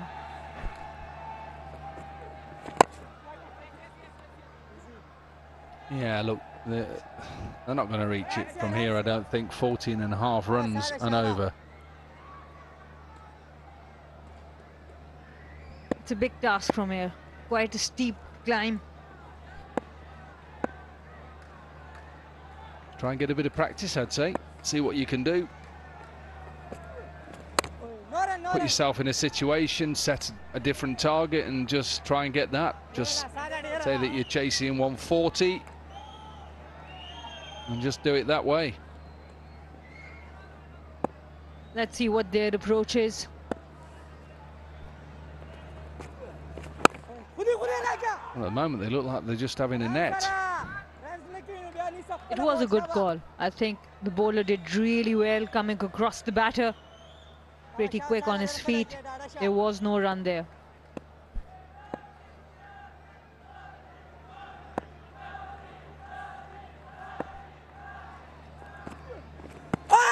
Oh, this is close as well. Given, yeah, thought so. The review's been taken straight away. I do think that it might be going down the leg side, but we'll have to wait and watch. Oh, I think this is close. I think once it's been given out on field, that's fine, the front foot. Unless he's got a little inside edge on it, which I don't think he has. Where does it pitch? Pitch is in line. Which leg does it hit, front foot or back leg? Misses the bat. Back leg. Thank you very much. Going on to smash into leg stump. So a good decision, I think, on field. This will tell us more. Pitch is in line. Slightly straightens, hit the back leg, going on to cannon into leg stump. Good decision on field. Good piece of bowling again from Masood. Yeah, very good. Not so for this man. Daud Nazir goes to 12. It's 92 for 6.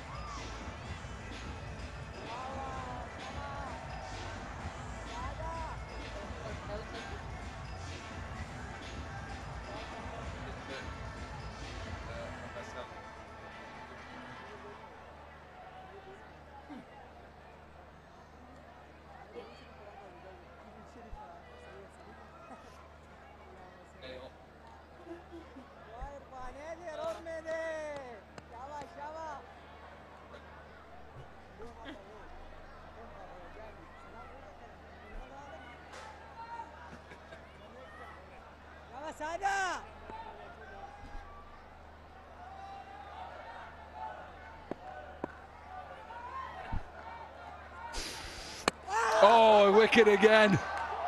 Mohamed Irfan. He goes first ball, and guess what? We're on another hat-trick, the third of the game. Decoder in the house again.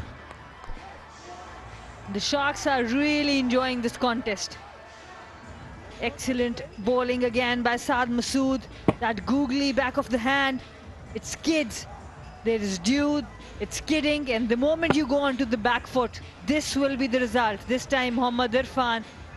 And the keeper making sure he makes Saad feel like a star. Mohammad Irfan faces one delivery. Gone for naught. Mardan Warriors 92 for 7.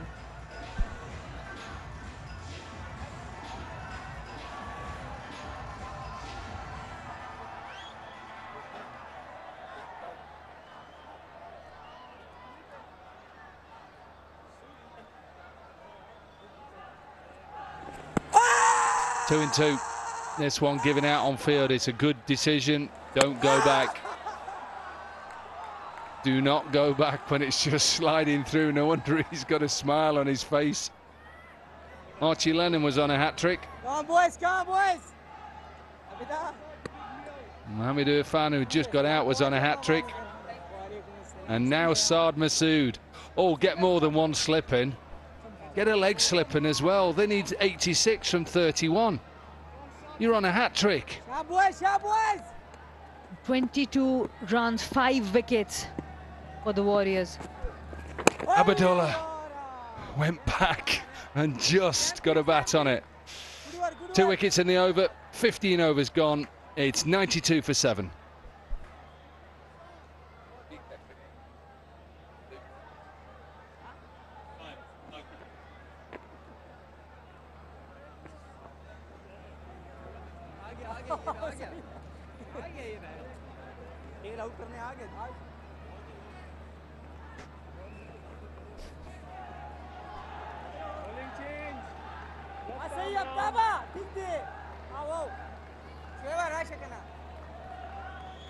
Quick look back at the match summary.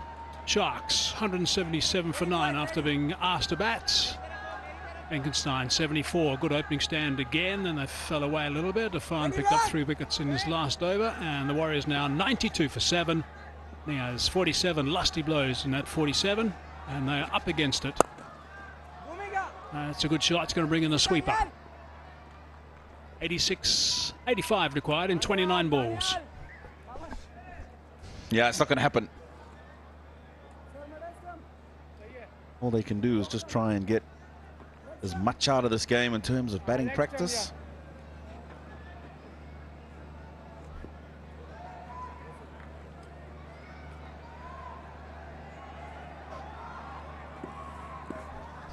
Lost their last 5 wickets for 22. Another little hiccup in the middle order there.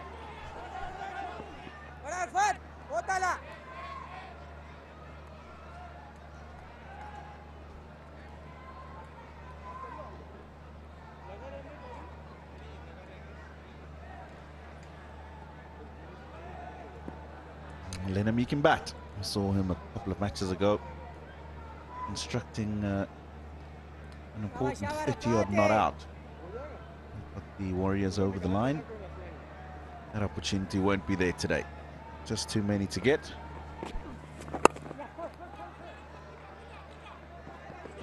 Looking for 2. Touch and turn and come back, and they should be okay. Oh, the bat actually plugged, but it just went over the line. That was quite interesting. He just went over the line, that's all. I think he's okay. But as he was diving, watch the bat. Just made it. Providing the bat was in his hand. Oh, it's in the hand there.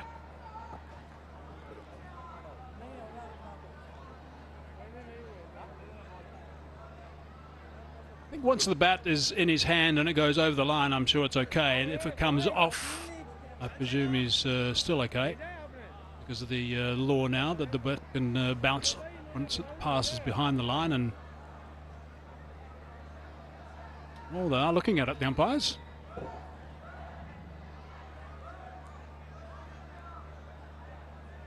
I think he had the hands on the bat as it went over the line, I think.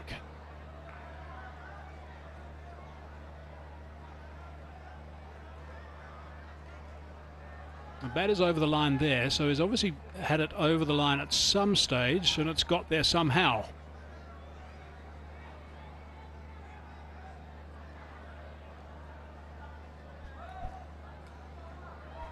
It's going to be very difficult to give this out. You're right. I think when he gets over the line, he's got the bat in hand, and then the hands come off the bat. But of course, that split second that he's got the hand on the bat over the line means that he's safe, even if he moves out of his crease from there. A little bit of a miss hit. Trying to score as many runs as they can at the moment, which is the name of the game. But gee, it's a lot of runs per over required from this stage. I think what they need to do is just challenge themselves in the middle. When they meet up in the middle, listen, let's try and get 10 to the over. Boundary early if we can. Run well between the wickets, try and get the gaps, maybe boundary at the end of the over. Because they might find themselves in a very similar situation in the matches to come. There's no point in just batting out the 20 overs without challenging yourself.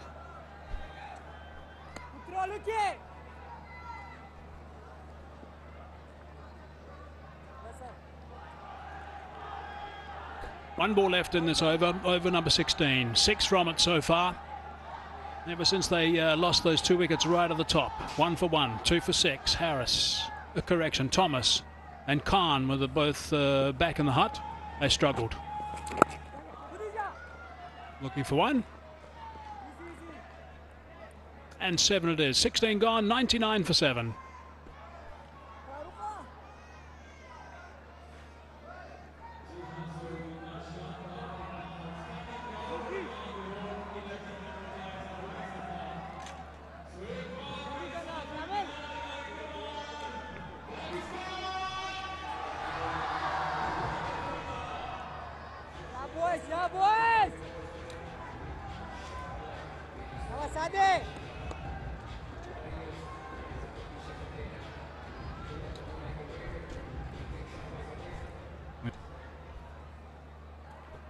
Just to remind you again, today's winner is against the Royals in the qualifier, which is on Tuesday. Yeah! Bowled him. They've lost another one. 8 down now. Masood into the attack, and he's picked up a wicket straight away. Gee, his numbers are looking pretty good now, Masood. He gets his 4th. Lenham here just looking to get on with things. It's the googly. Bit of purchase off the pitch. Snuck through into that inside edge of the bat. And the 8th wicket falls. He goes for 9. Mardan, 99 for 8.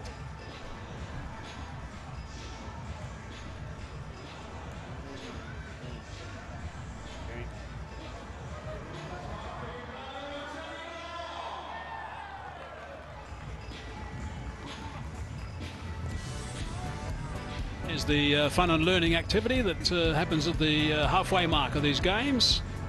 Chad Afridi was out there just having a little bit of fun with some of the youngsters, going through a couple of drills, giving them lots of encouragement and a few tips as well. It's being handed out by the guys. Julian Fontaine was there also.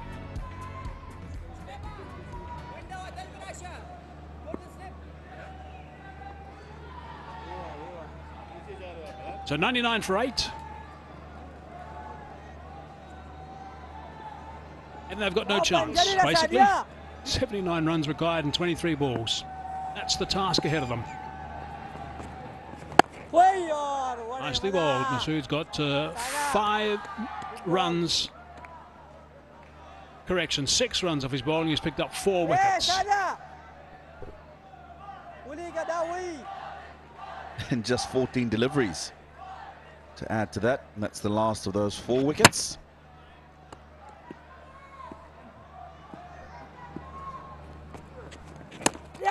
Oh, there might be another one too. There is another one. So he's picked up a fifer. Celebrations in the middle. This has all happened very quickly for Masood. Benkenstein might have just got a poke in the eye as well from one of the blokes that are celebrating with him.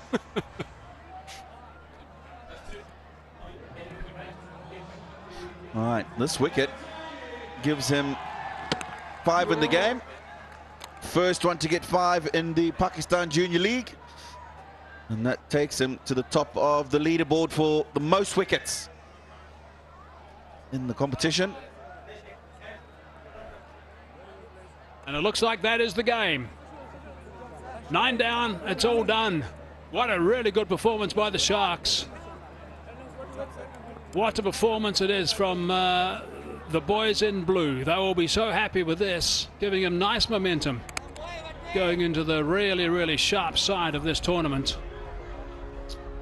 There's no doubt the Warriors are going to have a little bit of thinking to do, but it's not going to be long before they're going to have to front up against the Raiders. That's going to be happening on Wednesday. And the Sharks are going to be up against the Royals in the qualifier on Tuesday.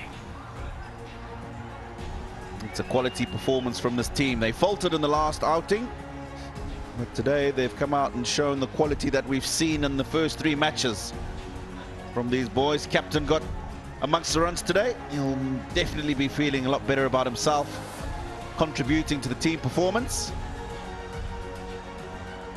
We go to 8 points. The Gwadar Sharks with the 77-run victory. Sir Vivian Richards just congratulating the captain, Shamil Hussain. Yeah, I think Mushtaq and Viv, as coach and mentor, will be very, very happy the way the Sharks have done this. Might be a quiet word in the captain's ear, just from a little incident we had on the park, which thankfully was actually handled, I think, by one or two of the younger players, the more junior players of the team, which is good to see. But Viv smiling today. We didn't see too many smiles from him in the last game. But the Sharks have done really well. Benkenstein played nicely for his 70-odd. This is the captain just shaking hands with Mushi. Well, I think Mushi's just inquiring and maybe saying, we'll chat.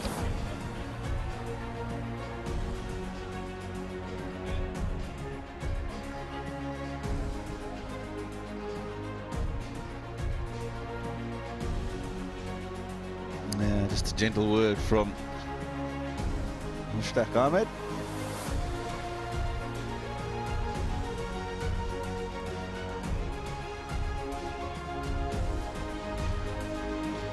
Right, so Mardan Warriors from the beginning found the going tough, but it was Niaz and Nasib in the middle that put together some sort of partnership. 47-42, 20 and 19 respectively for those two, but it was all too much in the end, and the Mardan Warriors all out for 100.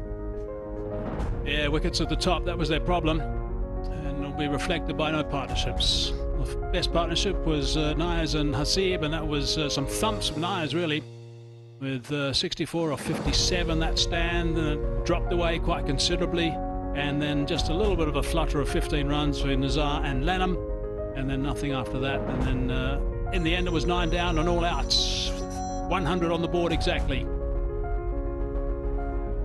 The bowlers did well, and the standout man Masood, first 5-wicket haul of the Pakistan Junior League, 5 for 6 in his 2.3 deliveries. That was good enough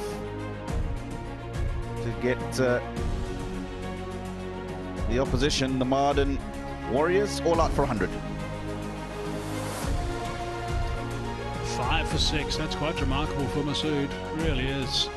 There he is, big smiles, why not? 2.5 overs, that's all he bowled, and he had enormous success. And that's something he's going to cherish for a long, long time. The great man, Vivian Richards, giving him a bear hug.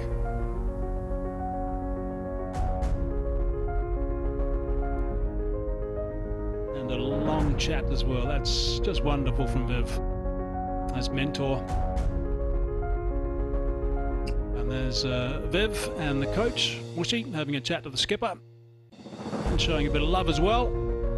But it's all about learning some hard lessons, I guess, along the way at this age also, to make you a better player. That's why these guys are involved, the guys like Mushi and Viv also. He will learn from that, and I bet we don't ever see him do it again.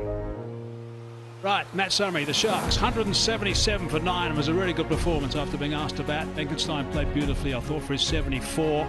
46 balls, Shamel 32, and Afan 3 in the last over that he bowled, 3 for 29. And in reply, the Mardan Warriors 100 exactly, with Nayas 47 and Masood 5 for 6. That is just quite extraordinary. So this is the story then. The Gwadar Sharks with that victory, the only team to win 4 in the group stages. They sit pretty at the top of the table with 8 points. And then the Royals, Rawalpindi Raiders and the Mardan Warriors, who lost this evening's game, all sitting on 6 points. But it's the Royals with a superior net run rate who will be in that first qualifier on Tuesday.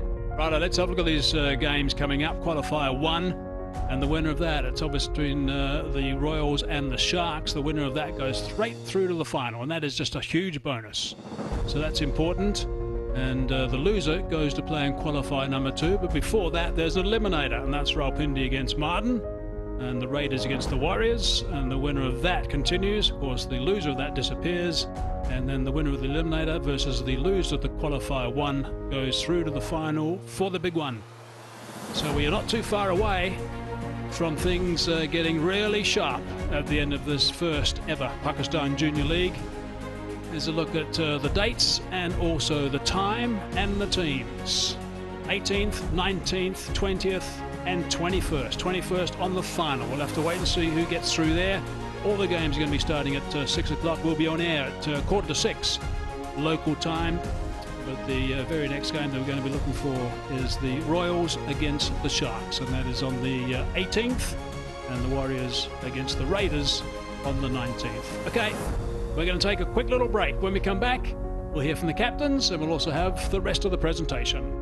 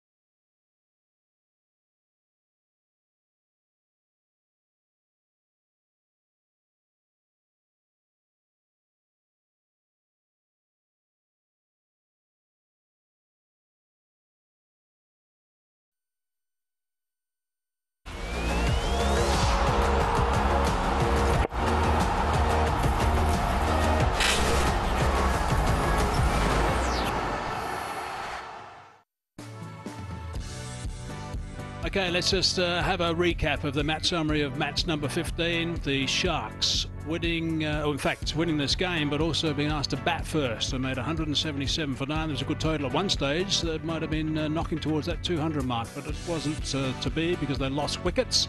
Beckenstein 74 off 46, Jamal 32, Irfan 3 for 27. Lennon, the leg spinner, picked up 2 for 42, but on the expensive side. And for the Warriors, they had to chase it down as best they possibly could, but they got off to a poor start, losing both their openers with just 6 runs on the board. And then they were in all sorts of problems after that and went down by a long way. Okay, just to remind you about the playoff tree. The first qualifier is going to be on Tuesday, and that is the Sharks against the Royals. That's Tuesday. The winner of that goes straight through to the final. And that is going to be an important game to win that first qualifier to get through to the final. There's eliminators as well, and then there's also another game in the middle. And here's a reflection of what is going to happen on that schedule. As the teams stand on the 18th, qualifier number 1, that is Gwadar against the Sharks against the Royals. And the 19th, it is the Raiders against the Warriors. All these games starting at 6 o'clock, but on air at 5:45. And then the loser of qualifier 1 versus the eliminator on the 20th, and on the 21st we've got the big final, the qualifier 1 and qualifier 2, the big final. So that's going to be a very important one. Okay, let's go down to the presentation with Sikandar. Thank you, Hazy, and welcome to the post-match presentation. 15 matches done with the round stages, down to the playoffs now. And a big win, a convincing win for the Gwadar Sharks by 77 runs against the Mardan Warriors. They also become the only team to win 4 out of 5 games in the round. So before we call upon the players for the individual awards, let me introduce you to our presentation party, starting with Mr. Nadeem Khan, Director Domestic Cricket and NHPC and Tournament Director, Pakistan Junior League. With him is Mr. Syed Badr Rafai, Director Trans Group. Along with him, Mr. Arshad Ali Memon, Country Manager, Solar Panel, Inverix Solar Energy, and Mr. Tariq Mahmood Sheikh, Zonal Head, Sialkot State Life Insurance Corp. I'll request Mr. Nadeem Khan to please present the first award. That will be PCB Best Batter of the Match, cash award of 25,000. And that is to Luke Benkenstein for his 74 of 44, opening the batting for Gwadar Sharks. Super knock from him and provided a brilliant opening partnership to take them to 177. Next up, I'll request Mr. Arshad Ali Memon to please present the Inverix Energetic Bowler of the Match, cash award 25,000, and that is for the first bowler to get a fifer in the Pakistan Junior League, Saad Masood, for 5 for 6. An overall brilliant performance from the Gwadar Sharks with the ball and then with the bat. Next award will be the State Life Best All-Rounder of the Match, 30,000. I'll request Mr. Tariq Mahmood Sheikh to please give this award to Zulkifar for his and a stumping. He's the all-rounder of the match.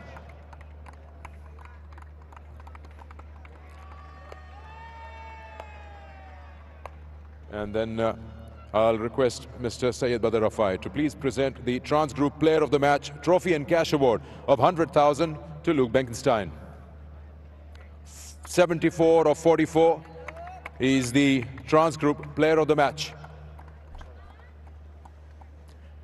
We'll request Luke to have a word with us after you're done with the photographs.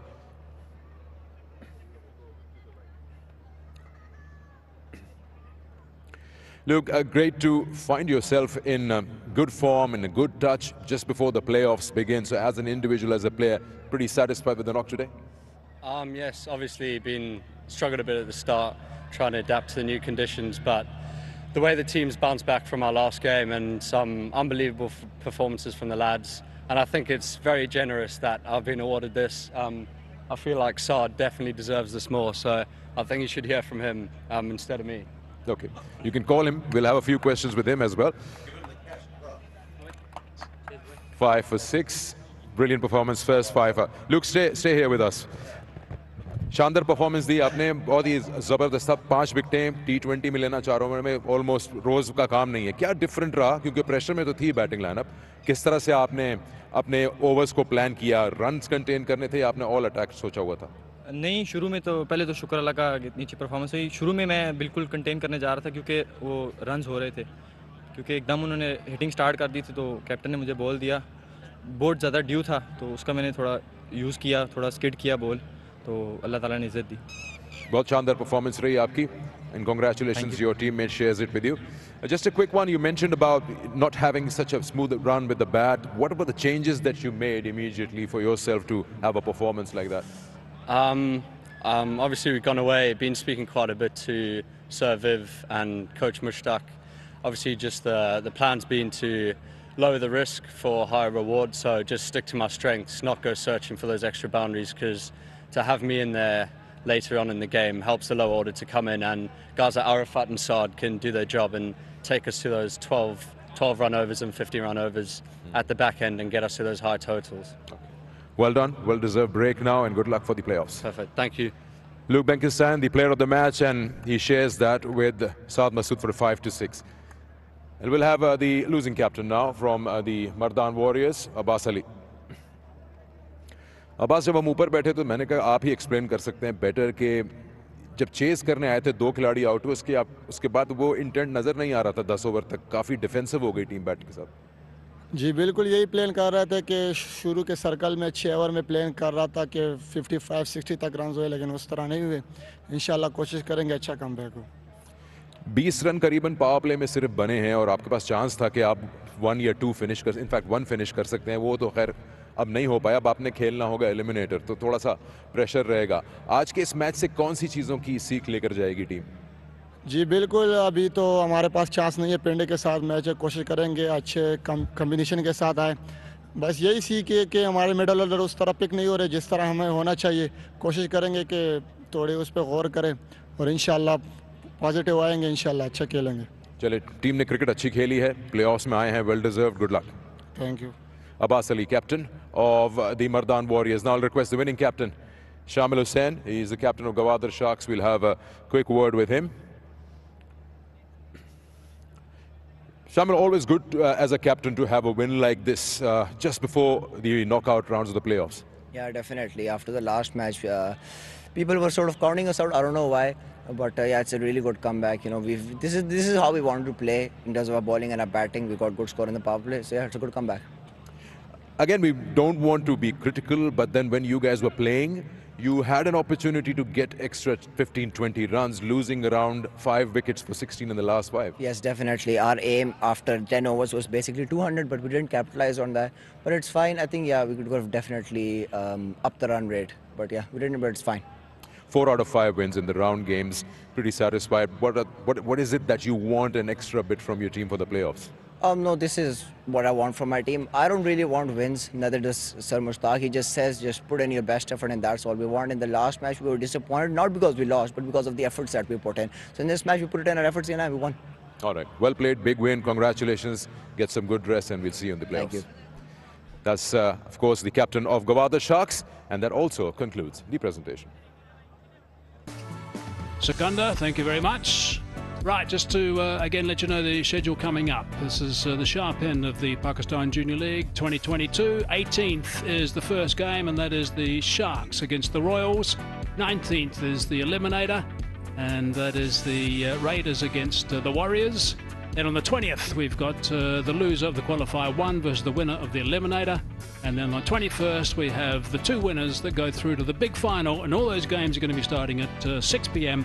and we'll be on air at 5:45. So you want to join us for the build-up to find out what's going on, and then of course catch all the action as well. Those 4 games should be absolute beauties. Tomorrow, of course, is a rest day, so everyone can regroup and get fired up for the finals. Alrighty, thanks for being with us. Hope you enjoyed all the action again today. We certainly enjoyed bringing it to you. We'll look forward to your company in a couple of days' time for qualifier number 1.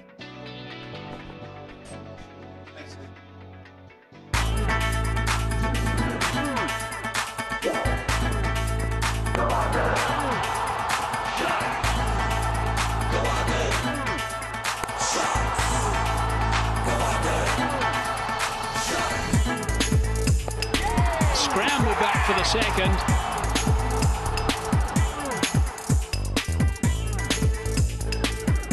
Good shot. The sound of it tells you don't need to look where it's going. Gone. Just skids through.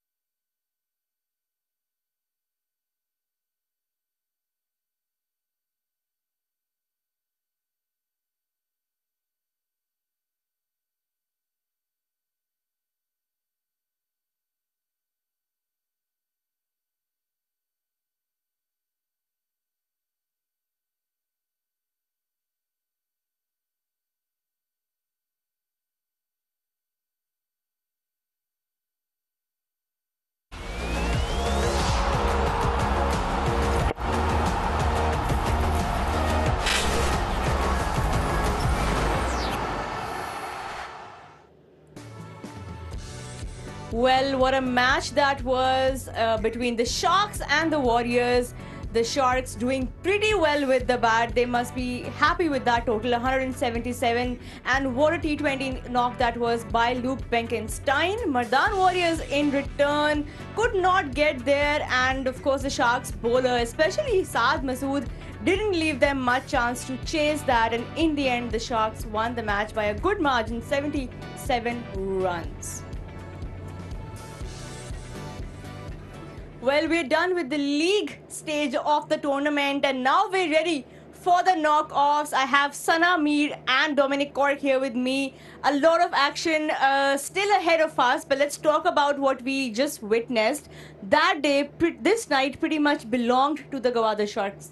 And the dangerous thing is they still didn't play their best cricket on the whole 20 overs of the batting. They could have easily went on to make 200 runs and then a bowling performance like that. So they are the team to beat, definitely. Outstanding batting from Luke Benkenstein. Yeah. And then bowling, the seam bowler Mohammad Ismail, he was brilliant. And then Saad Masood came in. Yeah, simply the Sharks are the team to beat. I think when you look at them, the Sharks are definitely the team to beat. The Warriors, look, they won the toss. So they had it in their favour to try and restrict the Sharks. They didn't. They'll have to go back to the drawing board. They'll have another chance to get through and maybe play a couple of games to get through to the final. But the Sharks, to me, look favourites to win this competition. Right.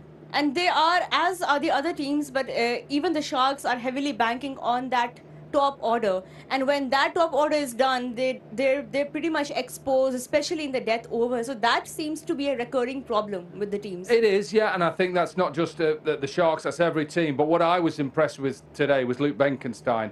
And why I was impressed with him is because I think, you know, he even agrees with himself that he's got himself out in silly ways. Throughout this tournament, he's got off to a good start. He's got 10s and 20s, but he's not gone on. Here, he's gone on. It's like maybe the chat with Viv Richards, talking about being sensible, backing himself for his shots, not trying to invent a new shot, play his way. Very similar to his father, Dale Benkenstein, the way that he's very much square of the wicket.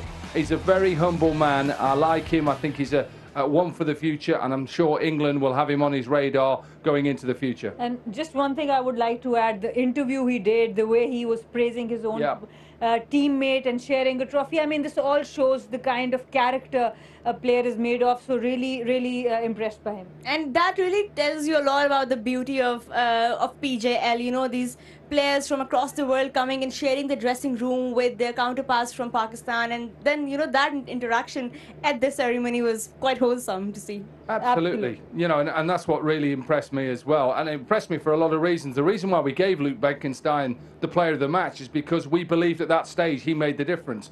But the man that he wanted to share it with, Saad Masood, got 5 wickets. You know, 5 wickets in a 2020 game. Wow. You're the spinner. Talk us through it. What was it like? I think he bowled brilliantly. He used the dew factor to his advantage. He knew there was dew, so he made the batters go onto the back foot. The length was as such, only a couple of batters got out on the front foot. Otherwise, he made sure that the batters went onto the back foot. He used the googly really well. The length, and best part was the length, and it was within the stumps. Some of them kept low, some of them were all right, but overall the channel in which he bowled and the length he chose was brilliant. Robert, what we've seen is, as you said, the league is done now and dusted. But what's exciting about what's to come, because we've seen some exciting young players already. Yeah. We can see where the Sharks have finished. We've seen why they are top of the table. What we've seen, even down to the Hunters, there is so much talent, both domestically and internationally. I'm really excited. Well, they have 8 points now, so they're sitting at the top of that table and will be playing the Royals in the first qualifier that happens on Tuesday. So, Sana, we're pretty packed for this week. A lot of exciting action now because they're all fighting for that final spot. That will be a big clash. The Gwadar Sharks and the Bhavalpur Royals, they are the best 2 teams of the competition from day one. I think they have played brilliant cricket. So it's, I think it's going to be a cracker of a game. And then, of course, Rawalpindi Raiders and Mardan Warriors. We saw a very close game between these 2 as well. So it's going to be a very good couple of days of cricket. We're all set up for the one on the bottom as well, the final. Who is going to be in the final? You asked us about 2 or 3 days ago our tips for it. I think the Sharks will win this competition. Because I just think I look at the mentor and I think, wow, Viv Richards, he would give me inspiration. So let's see who's at the end. There's still a lot of games to go, and still, you know, a lot of young men to make their future. Well, Sir Viv will certainly be a happy man tonight. He was pretty pleased with how they batted, and of course, just talking to him is so inspirational. So I'm sure the Sharks camp will be very pleased tonight. And that's all we have for you from tonight. Thanks, Sana and Dom, for joining me, my dream team. And we all set for the playoffs action that starts on Tuesday. Do not forget to tune in because the PJL has just only begun. We will see you on Tuesday. Until then, it's a goodbye.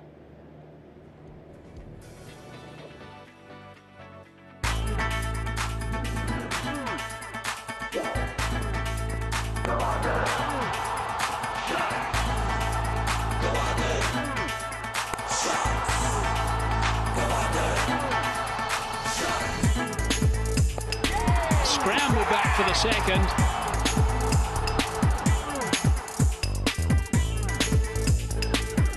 Good shot. The sound of it tells you don't need to look where it's going.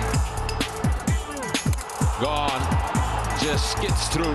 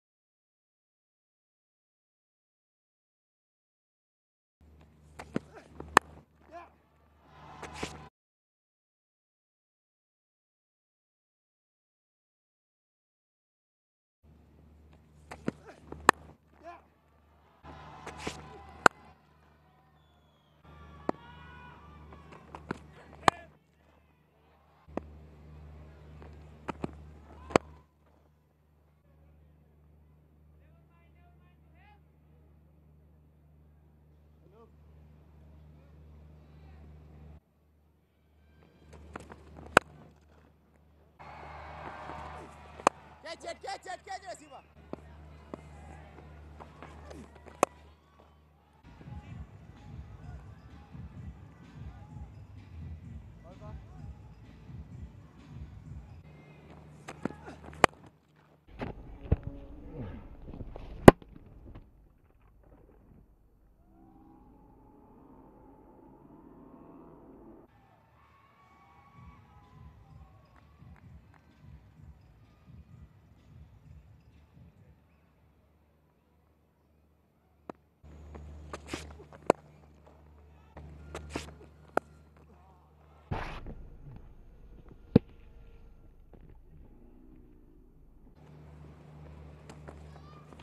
Catch it! Oh, you...